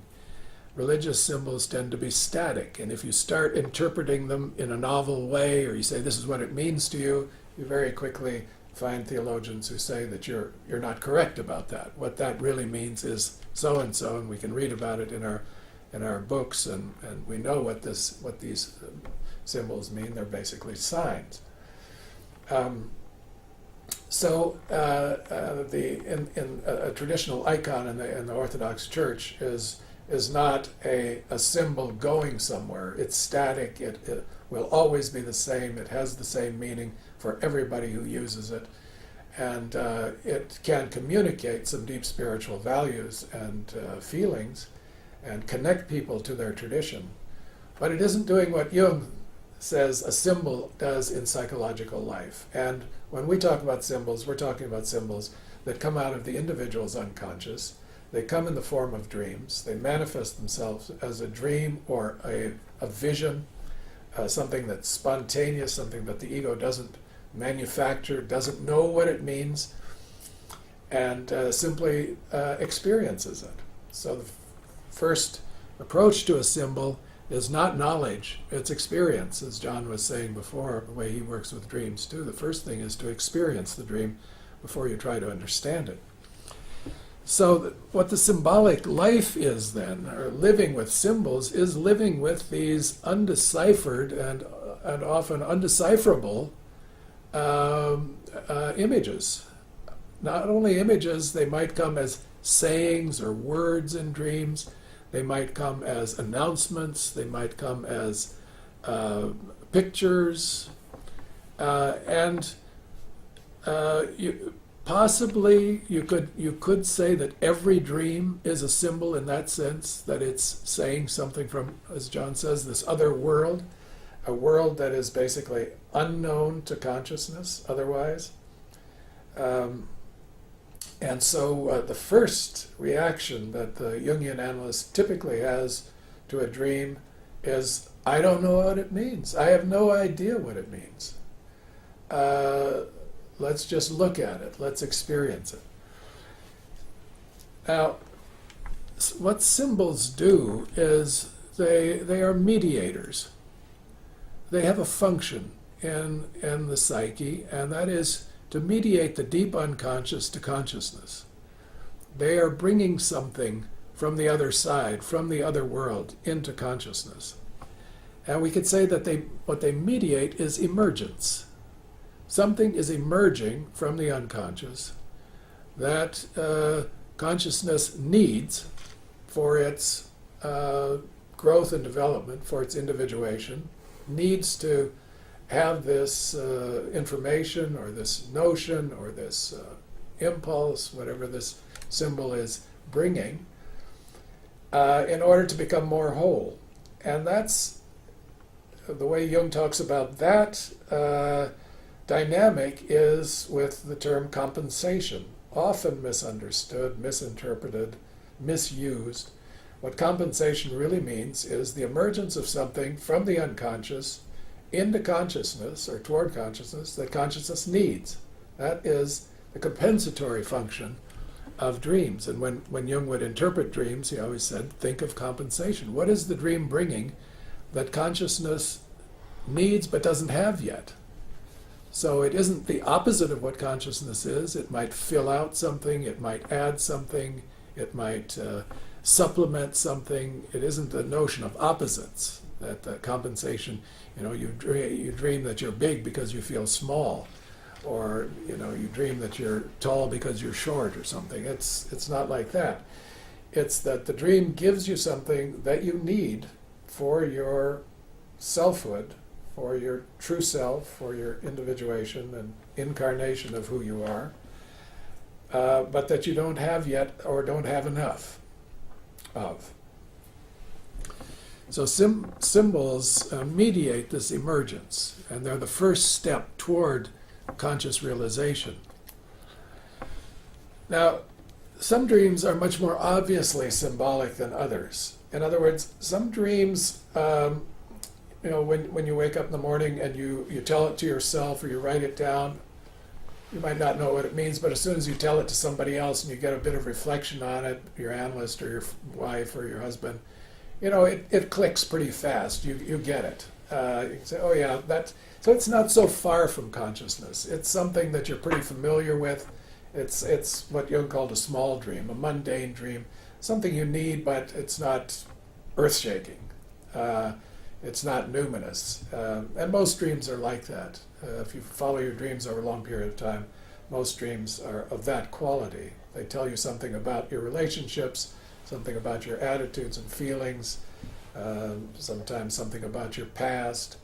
And they give you something important, but they don't have the quality of what Jung called big dreams. The big dream is a symbolic dream. It's almost pure symbol. and you stand in front of a symbolic dream and you say, and you shake your head and you say, I have no earthly idea what this could possibly be or be about. And then you start associating to it, and as John will explain later, amplifying it. But this may take you years to really unpack it. And that is a true symbol. It is bringing you something that's going to take you a long time to integrate into your life, to really make your own, to really weave into your daily attitudes and structures. But it is something that is so important that you do, that if you don't do it, if you ignore the symbol or you miss it, you're going to miss out on a critical facet of your individuation. Maybe not miss out on it totally. It may come back in another form, in another dream, in another event. But I want to emphasize that these big symbolic dreams have a critical importance for individuation. And when you have one, you may not have so many in your life, but if you hold it and you live it and you live with it, 20, 30 years later, you will still be chewing on it. You'll still be reflecting on it. You'll still be saying, well, I don't quite have everything about this one yet. I've got a lot, but I don't have everything. And of course, Jung tells a number of these kinds of experiences and dreams, dream experiences in his Memories, Dreams, Reflections, in his autobiography. Significant dreams from his childhood, like the giant phallus, underground phallus dream. Dreams that he had later, very symbolic dreams that he had during his midlife crisis. You can read in chapter 6 of Memories, Dreams, Reflections some of these dreams. And these are dreams when he's writing about them, at the end of his life. He's now in his 80s, looking back and telling these stories and recollecting and pulling them together. He can say, these are dreams that only now I'm beginning to really understand how they were important in my life and how they carried me and how they affected me. But living the symbolic life is living with those dreams, carrying them around with you, like some people carry little worry beads or stones in their pocket or something that they are constantly working on and thinking about and reflecting on. It's a form of prayer, you could say. The symbolic life is a form of prayer, a kind of prayer that a kind of meditation, or what Jung in relation to alchemy later calls a long meditation that goes on for years and years about the meaning and significance of certain experiences that we have, turning points, moments in our lives. So these symbolic dreams tend to be big dreams, numinous dreams, totally mysterious and undecipherable, no idea what they mean, and you remember them for a long time, and you keep working on them. And the other important thing to realize about the symbolic dreams is that they require what Jung called a subjective approach rather than an objective approach of interpretation. That is, if you take a dream on an objective level, you dream about your husband, your wife, your children, somebody that you are in communication with, or even your analyst, somebody who's important in your life, we say you can interpret that objectively. It has something to do with your objective relationships. It might bring you some new information, some new insights, new feelings that you need to take into account in relation to that person. But it really is in an interpersonal field, and it belongs there, and so we talk about an objective interpretation. It can also be about culture, about politics, so on. A lot of people dream about politicians in one way or another, and they're a part of our objective lives, and we have feelings about them and reactions to them, and sometimes a dream corrects an overreaction that we might have. We see a politician every day on the screen, and we have all kinds of feelings, thoughts about him, then we dream about him or her, and the dream is very different from what we were thinking before, so there's a compensatory effect. the psyche is creating a more balanced view, perhaps, of that person. These are objective. Symbolic dreams, on the other hand, are to be taken primarily subjectively.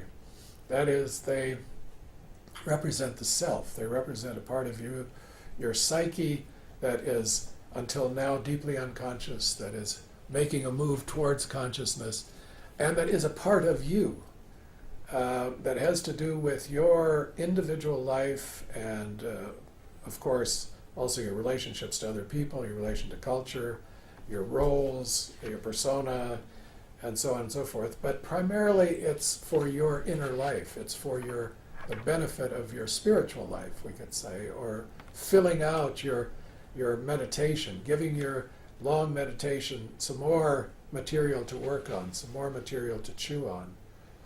So that at the end of your life, if you write an autobiography like Jung did, you can tell your major dreams, and they tell a lot about what the meaning of your life is, the shape of your life, what you have chosen, or what the psyche has chosen to give you to live in your lifetime.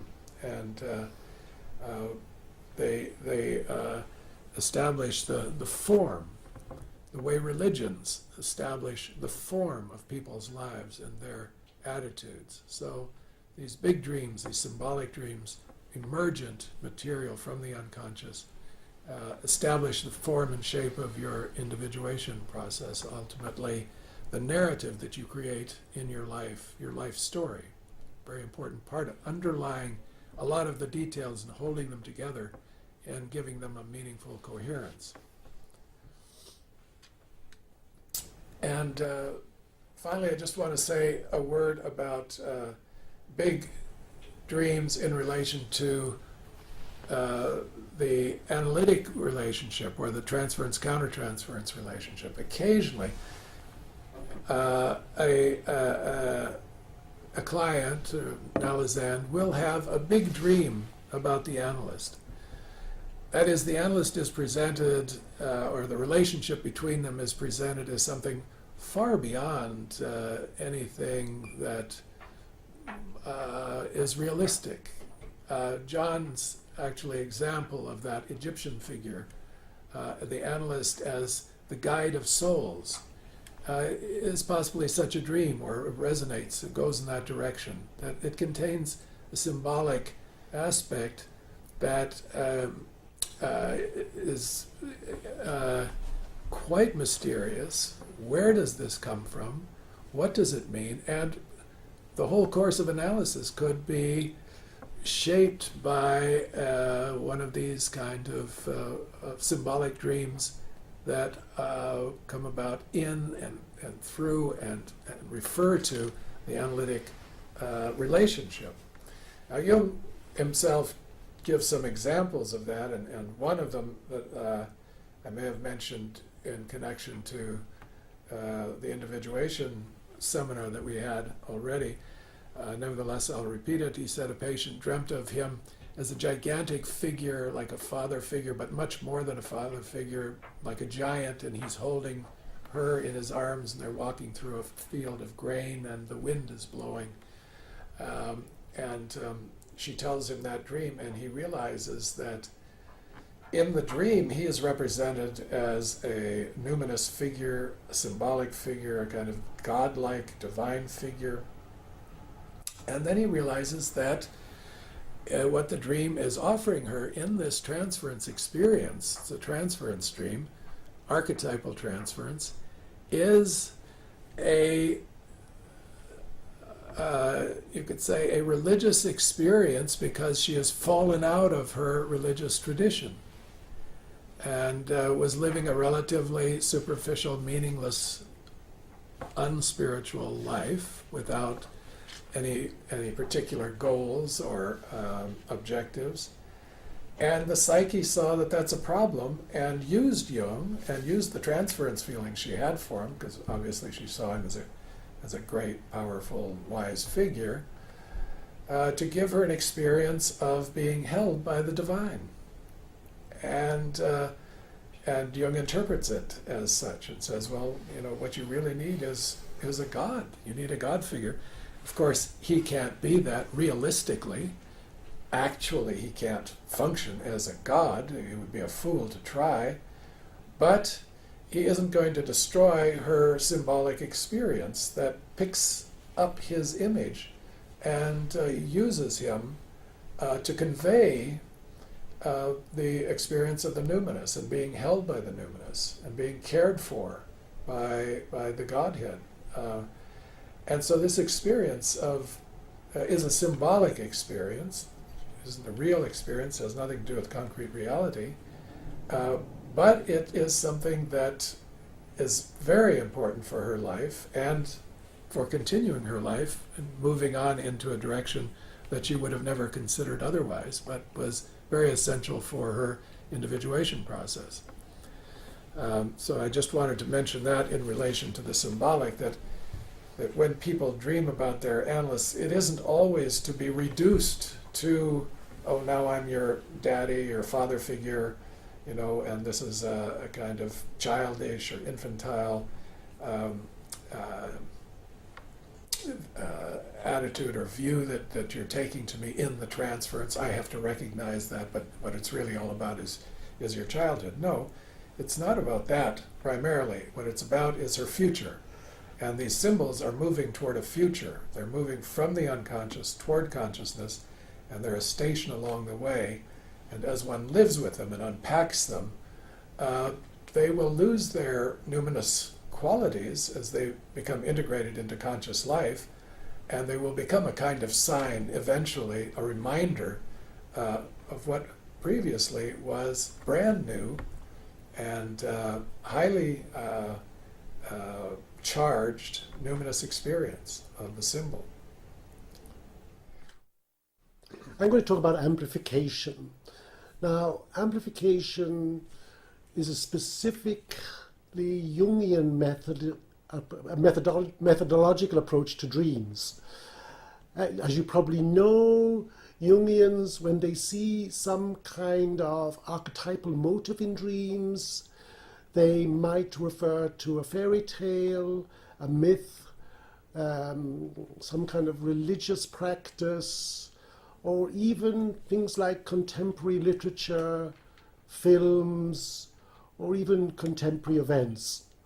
So you can already see that there is much more of an intervention on behalf of the analyst, rather than waiting for just the associations of the dreamer.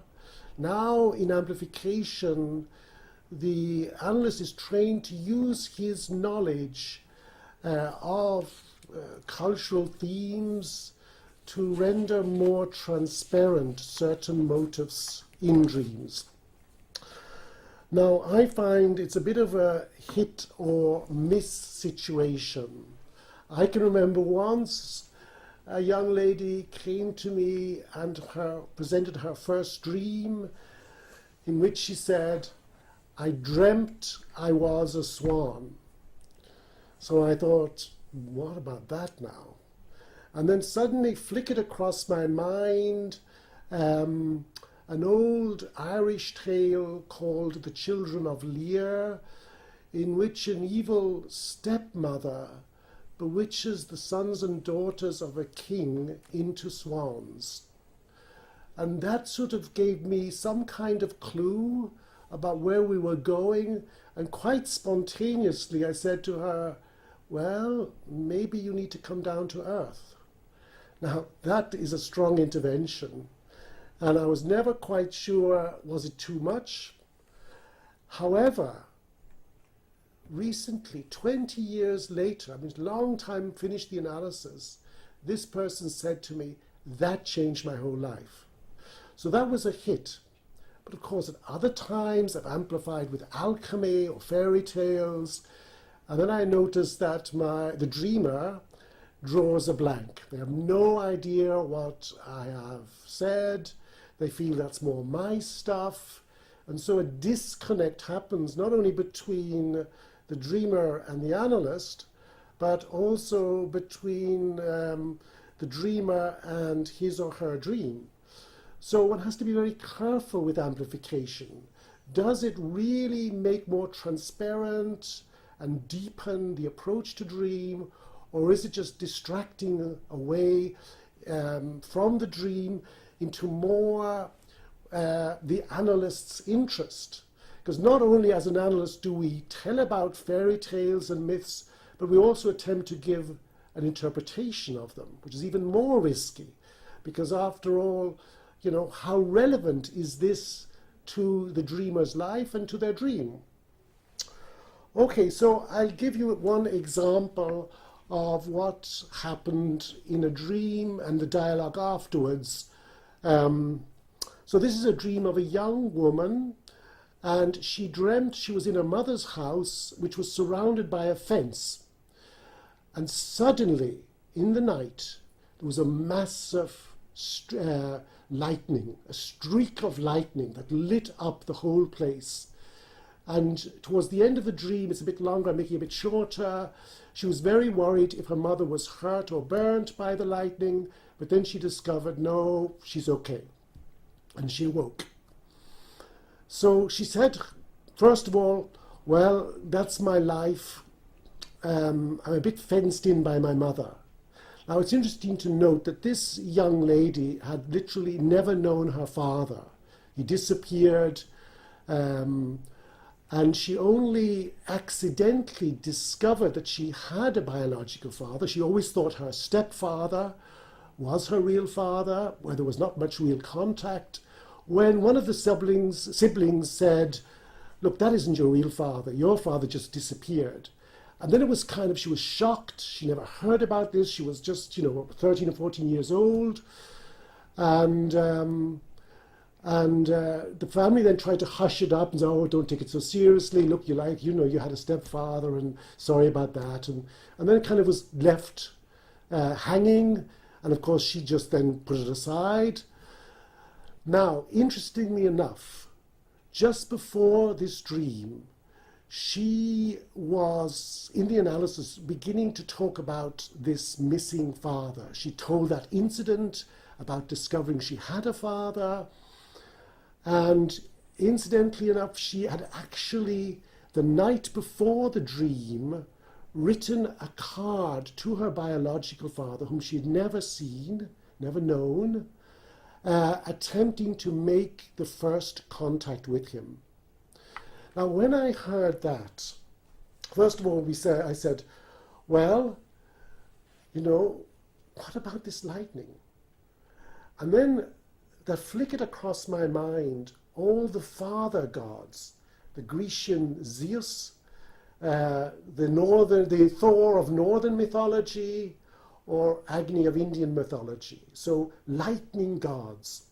And I just couldn't resist, being a Jungian, saying to her, look, this might have something to do with the father. Is here a father god appearing in your dream in some kind of indirect way? Well, she looked at me askew and thought I was a little crazy, and said, okay, that's your interpretation. I don't know what to make with that. I've never even thought of this. So more or less that was the end of the session. The next hour she came back. She said, I had huge resistance. I somehow realized I've done everything in my life to block out my father. I'm struggling now to meet him again. But what you said about those gods, now I felt that maybe I have a father. Even if he left me in the real world, there's something of a father inside of me. I could feel some massive energy which I could call father. So here's an example of the way sometimes amplification can be effective. In the ancient days, in ancient Greece and in ancient cultures, if something went wrong, let's say in your personal background, mother or father or whatever, you could go into the various temples. So you could go into a mother god temple, you could go into a father god temple. And in that location, you could connect to something of that energy which a father or a mother embodies. Now I'm going to explain a bit with examples, 4 approaches to amplification. And again, I'll start with one example. A young man dreamt that he saw a swamp filled with dead-like figures. But when he touched them, they came alive.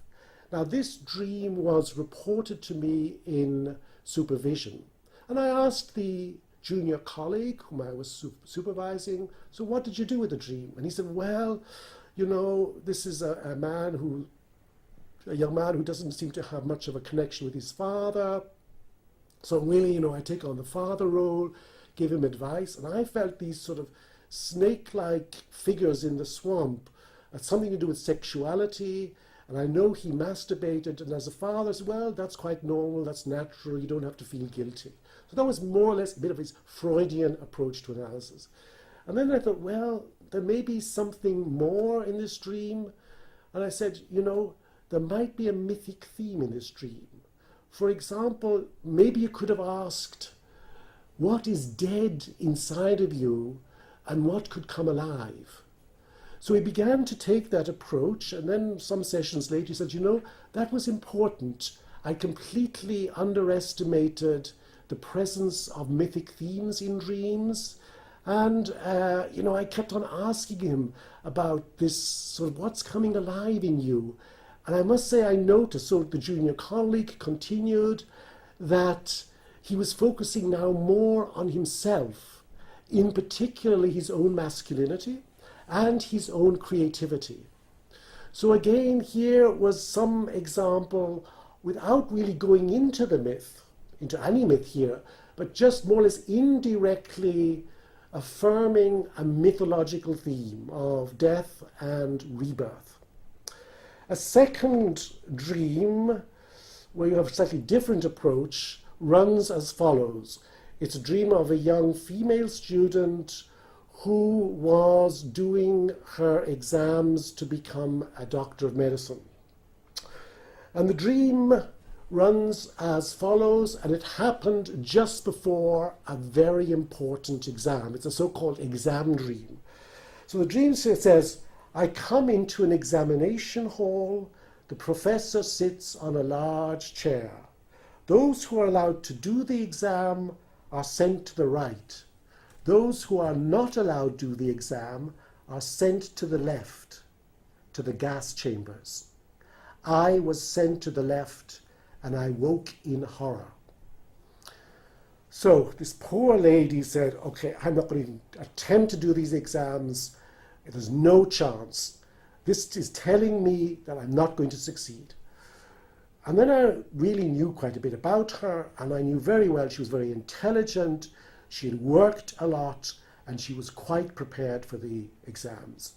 So I said, no. Look, you've got to distinguish between fear and existential anxiety. You're frightened of the exam, but you have done everything to succeed in the exam. You have learned a lot, you're intelligent, and you are absolutely capable of succeeding in this exam. But what's here presented in the dream is something much darker and deeper, much more to do with your existence. In fact, you can see that in the dream there's a Nazi motive sent to the gas chambers, as well as there seems to be something of a last judgment. You know, in the Christian, the end of the world, there's a last judgment, so beautifully portrayed by Michelangelo in the Sistine Chapel. And gradually I was doing everything in the next few sessions to support her, to encourage her to succeed in the exams. And then in one of those sessions, she said, I finally realized what this dream was telling me. Because I was brought up by I lived in a family with my mother and father, but in that family, it was a very large family, farmer's family. There was a nun, a Protestant nun, and she would always look after us when we were going to bed. And she would say to us, if you haven't told all your sins and confessed them, the devil will come in the night and take you away from the world. So you can imagine getting that message each night before you dream. I mean, of course, she couldn't sleep properly. She was terrified. And it seemed then we could talk about that old religion of fear returned. It was like before doing this extremely important exam where she had to really do work and stand up for herself, suddenly this old dark complex, this authoritarian religious attitude to life returned. And then it was really when she had realized that, then she could go ahead and do the exams, because she could separate this background of fear and anxiety from a God who condemns her to simply being realistic in life and facing an exam, which she was capable of doing. So you can see in that amplification, it's extremely important to be explicit about the divine or demonic motive in dreams from the real question, from separating the real question of exams, from separating the Nazi mythology, the Last Judgment mythology, from actually doing an exam. Okay, the third level is more a question of when one feels the presence of another world or another presence. And this third approach is a dream which is from a young lady suffering from depression. And the dream begins where she's in a cave, it's all dark, she wants to leave the world, in fact she wants to die, and asks God if God will take her into the other world.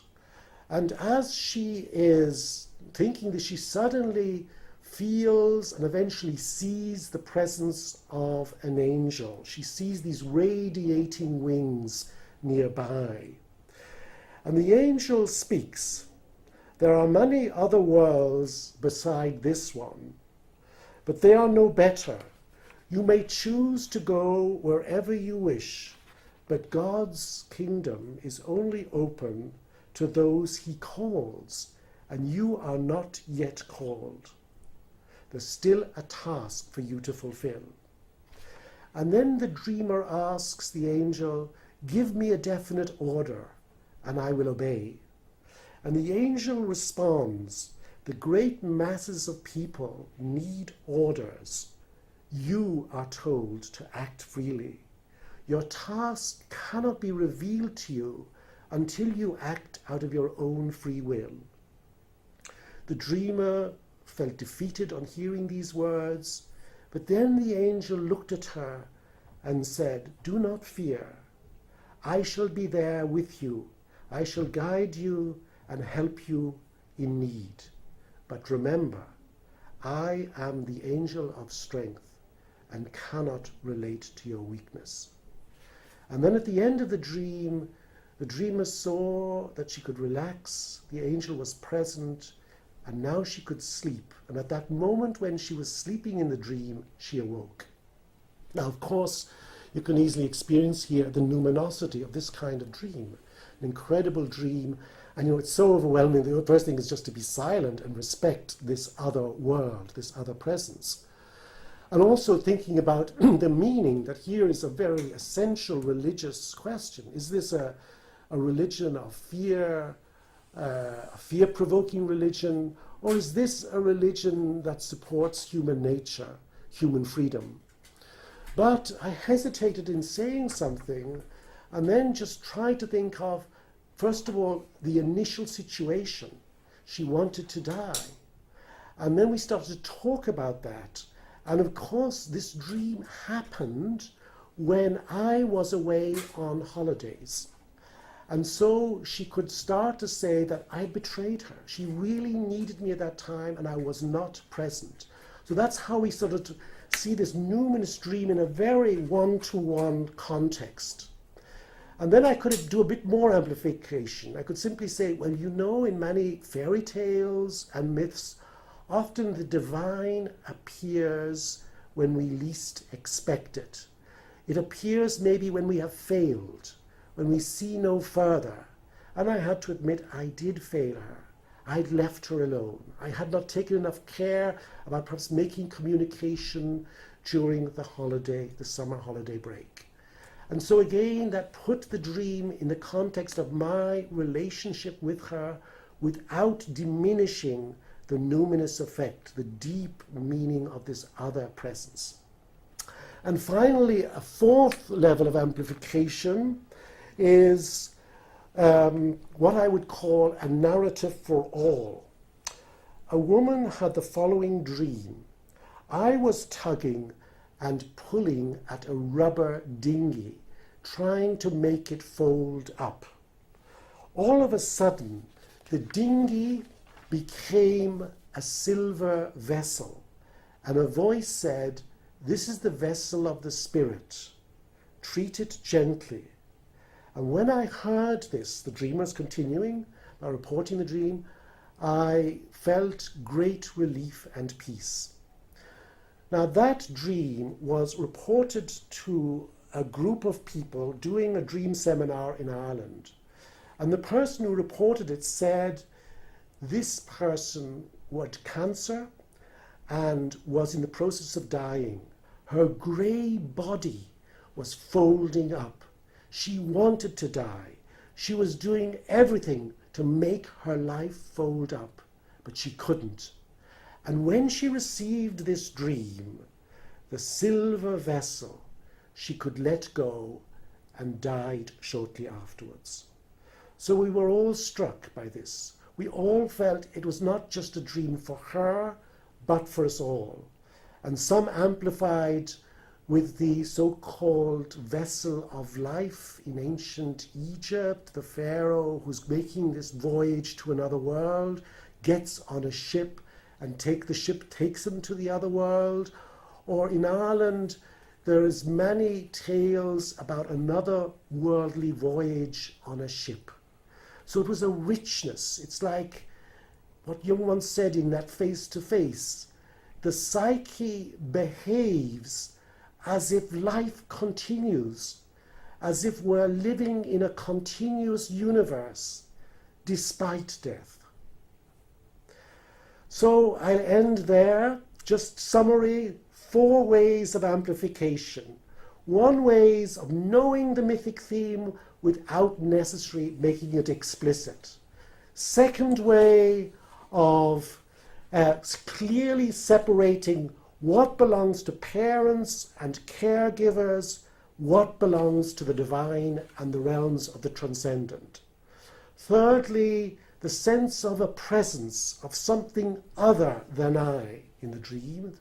And fourthly, the dream as a big dream, as having a message for us all. And I'll just end by saying we need to amplify. If we don't amplify, if we don't talk about our cultural collective heritage, we will lose the sense of having a common, meaningful world. We are all in this world. We are all humans. Thank you very much. There seems to be some disturbance on the line, but can you hear me okay? It's like the other world is coming in, if we like it or not. It's trying to dial us up. Encounters of another kind. Have you experienced messages from God in the form of dreams? Either in my own life or in the life of my analysans, I would say absolutely yes, without any hesitation whatsoever. Of course, we might have different understanding of what we mean by the word God or what these messages are, but it's an ancient idea, the somnia ad Deo, that dreams come from God, and that they are sent to human beings in order to assist human beings in living a better life, a more sane life, a more righteous life, a safer life. The way I look on it is that we are sent from some source that we can say the God source. We are sent symbols as a first approximation of what we need to integrate in order to incarnate ourselves as what we're meant to be. And I believe that what we're meant to be is the Imago Dei. We're meant to be. We were created in the image of God, and we're meant to ultimately fulfill that image, fill it out, and to live it to the best possible extent that we can. And that our dreams are, especially our symbolic dreams, are helpers along that road. And I've had a couple of dreams in my own life that certainly have pointed me in that direction. I carry them around to this day. I think about them, and I take them to be dreams sent to me from God to help me live a fuller life, and I'm very grateful for them. What is the impact of psychotropic drugs on the dream life of individuals? Well, I'm not really an expert in that area. I think Steve Buser probably could do a better job on this question than I could. I have worked with people who are taking psychotropic drugs to reduce certain symptoms, depression, anxiety, and so forth. I don't work with psychotic people, or people who are inclined toward in that direction. So most of the people I've seen over the years are in the normal neurotic range, but some of them have suffered serious debilitating forms of depression and anxiety, and so have used help from medical resources that I've found, taken in the right quantities and doses, have and maybe not over a long period of time, but for a period, have assisted the therapy, have made it actually more possible. Now, how they affect dreams, I don't know if really good scientific studies have been done on that. I do know that some people who take certain kinds of medications don't dream very much or can't remember their dreams. And so I take no drugs unless I'm really in pain or I need something, and the people I work with generally do not take any drugs of any kind unless they have a physical problem. But I have noted that in a couple of cases that I've worked with where people have gone onto psychotropic drugs, their dream life has diminished, or I'd say weakened, less sharp dreams, less frequent dreams, and maybe it's just that they can't remember their dreams as well when they wake up in the morning, because of course drugs can drug you. They make you less alert sometimes when you wake up in the morning, and they knock out certain centers, certain activities of the brain for good reason, emotional centers and so on, so you aren't feeling those kinds of affects as sharply.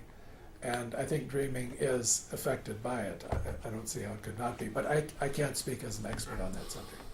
Could you say more about patients who say they don't dream, or why there may be a dry spell from time to time?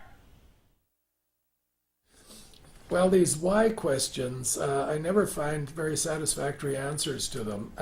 I did work with a man one time who had very, very few dreams, but the ones he had were big dreams and carried him a long, long ways. So I wasn't too disturbed by it, but he was. And he tried all kinds of things to have more dreams, including drinking a lot of water before he went to bed so he'd wake up in the night, and he took some vitamin treatments and did all kinds of things. Nothing helped very much. What I generally, just as a practice, do if people have trouble accessing the unconscious through dreams is really start working much more intensively in active imagination, or with relationship issues and transference issues, projections, which is another way to get access to some unconscious material, or even to if they're interested in stories, fairy tales, novels, films, to use those, because they aren't personal, but if you go to a film, for instance, a movie, and it affects you very deeply, and you walk away with a very strong impression of certain images from that film, and you carry those around, and reflect on them, that's also touching something from the unconscious. And I've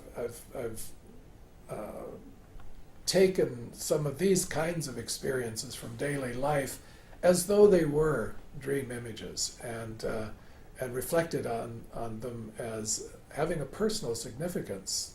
Certainly they have a big collective impact and significance, and you can see that with some films especially. But for some people, a particular film they'll carry with them for years, and they'll watch the film over and over again. And remember a very well-known German analyst named Hans Diekmann, and Boris Matthews translated one of his books called Methods in Analytical Psychology, talks about using the most memorable fairy tale from childhood in analysis as a kind of guiding thread, almost like an initial dream in an analysis, to see what are some basic life themes. And he used this a lot in German culture, where fairy tales at that time at least were very important, and people would remember them from their childhood. And these important memories, fairy tales from childhood, are also have a symbolic value and quality to them. So one can reflect for a long time on certain kinds of symbolic stories, as is done in religious traditions. The Bible stories are full of symbolic material that have nourished and sustained people over centuries. And so even in popular culture today, we have access to symbols that come to us maybe indirectly, not directly from our own dream life, but via another route. How have views on the collective unconscious and the archetypal world changed since Jung's era? Well, it depends on who you talk to. I mean, the field of analytical psychology has developed tremendously since Jung's time. Jung really stopped being actively involved as a teacher in about 1950 or so, late 40s. He continued writing until his death in 1961, but since then there have been thousands and thousands of further contributions to Jungian thought. Andrew Samuel, some years ago, maybe 20 years ago now, wrote a very informative book in which he distinguished between three schools: analytical psychology, the developmental school, the classical school, and the archetypal school. And each of these three schools has a different version, I would say, of the collective unconscious and of archetypes, or at least different variations on the theme. And then in more recent years, there has been quite a lot of research and discussion about how to relate the theory of the archetypes and the collective unconscious to what is being discovered in neuroscience and other types of modern, more recent scientific research. So I would say that there's a wide spectrum of views on the collective unconscious and archetypes, and exactly how to define those and where they're located and what they mean. You can still, of course, find, and I would say Zurich is known for preserving the classical Jungian definitions to a certain extent. And then within Zurich, there are different branches also, and there is one branch, a school called the Zentrum for Jungian psychology after the fashion of Marie-Louise von Franz, who are probably the most, quotes, orthodox or old-fashioned, original spokespeople for that view. So in answer to the question, there has been a lot of development. There's a lot of literature on this, and that you can take your pick among the various schools of analytical psychology. What we're expressing here is, I would say, a fairly classical view that is inherited from Jung and the first and second generation Jungians in Zurich. Maybe I'll say something. Yes, there's a French poet who said, to name is to destroy, to suggest is to create.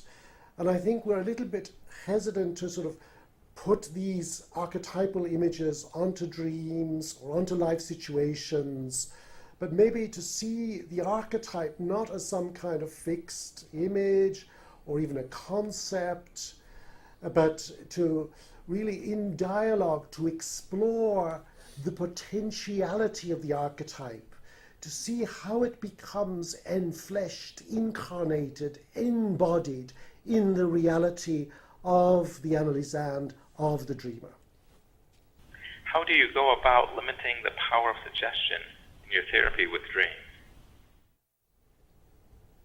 It's a good question, and I can only sort of imagine it's not easy to answer. I constantly refer back to what does the dreamer feel? Are they connected to their own unconscious? And I even can ask, look, is this my idea or yours, your idea? So always this sense of the otherness of my analysand. That I am not them and they are not me. So it's this phenomenological approach of this absolute radical otherness, as this French philosopher Lévinas says, of the other.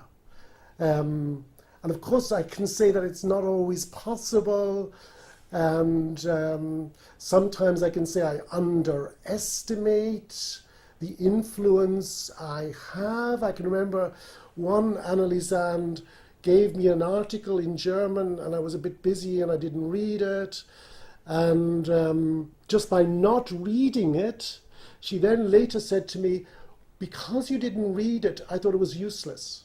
So I overlooked this sort of whole idealizing of me, missing the point of really what was going on in that transaction. So it's so complicated, but all you do is keep referring back, you're focusing on this other person. You're continually asking questions. Does that work for you? What does that feel like? Is that real for you? There, if I could just add one little note on this, Jung and especially Dr. von Franz following him would often say, remember from her lectures, that you haven't really interpreted a dream until the analysand feels a click. She talks about the click. And that's when the penny drops and they say, aha, that's what it means. Now that might come about as part of your interpretation, your amplification, your discussion, your dialogue. I think most Jungian analysts believe in dialogue about dream images rather than telling the dreamer what it means. But if it doesn't click, if the analysand doesn't feel that it hits the mark somehow, we don't feel like we've done the job. And I don't think that click can be produced by suggestion. Of course, transference is a very powerful enforcer of suggestion and can bring about maybe a false statement of a click, but in the heart of hearts, the person knows it's not a click. So we really leave the interpretation up to the click of the analysand. Do you view dreams and synchronicity similar in that no matter how much time passes, they can still hold new and powerful meaning? Yes. That's an interesting question because, with meaning, maybe at the moment of the coincidence you don't see much meaning in it, but 10 years later you look back and the whole thing changed your life. That coincidence, that person you met on an airplane or whatever, the meaning evolves, and it's the same with a dream. I recently had the experience of I gave a lecture and somebody responded to me and they said they had a dream many years ago, and they told the dream, and then I asked them to write the dream down. They went back through their journals and they sent me a 3-page letter a few days later, and they in further reflection and going back to when they had the original dream, they saw for the first time in all these years they've been carrying this dream around, how really important that dream was way back then. And they could bring it all forward now. And so this is evolution of the meaning is what I think of as making it conscious. And that takes a long time sometimes. These symbolic dreams, you don't become conscious of what they mean for a long time. You carry that. And then you look back and you can see the meaning, and you can begin to integrate it. How do you decide when to amplify dream material or share your own gut reaction with a client? So the question is, in amplification, sometimes if you pick the wrong fairy tale, or you pick maybe not the wrong one, but another one, you give a totally different meaning to from the amplification to the dream image. And what John did was give, I guess, a reaction from your unconscious, a kind of gut reaction right off, and that really hit the mark. You didn't amplify. No, I mean, it was a surprise to me. It just came out, and we brushed it over.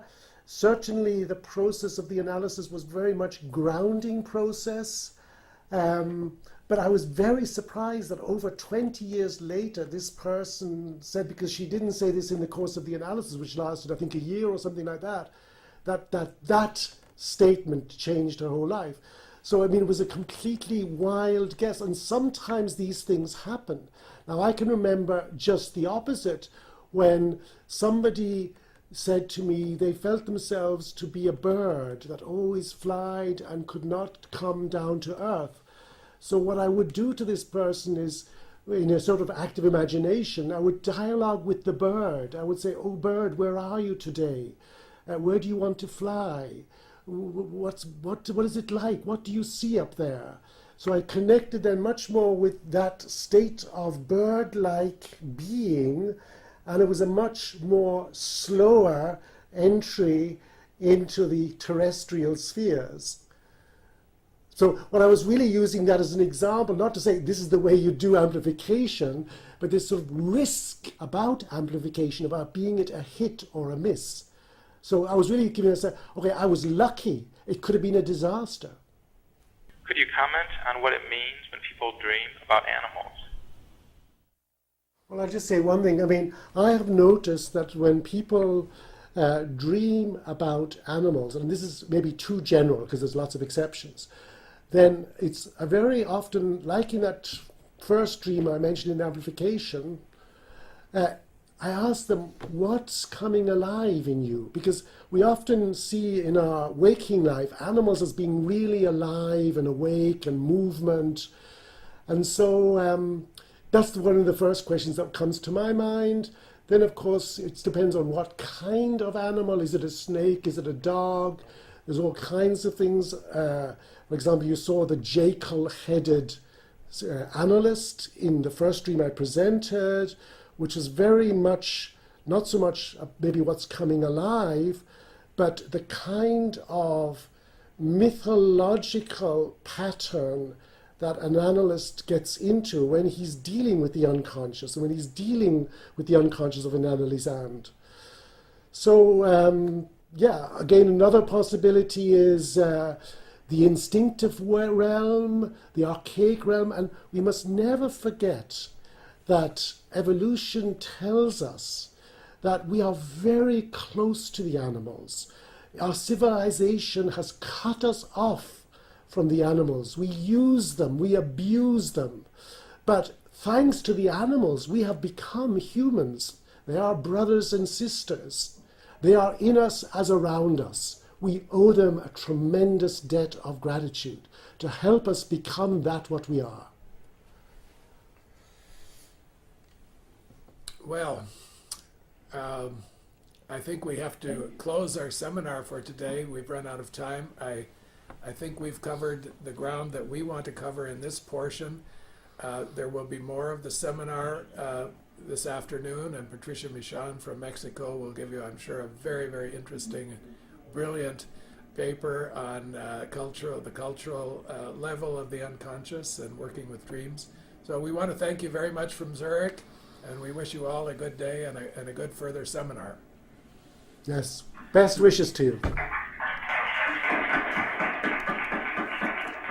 thank you so much, Dory and John.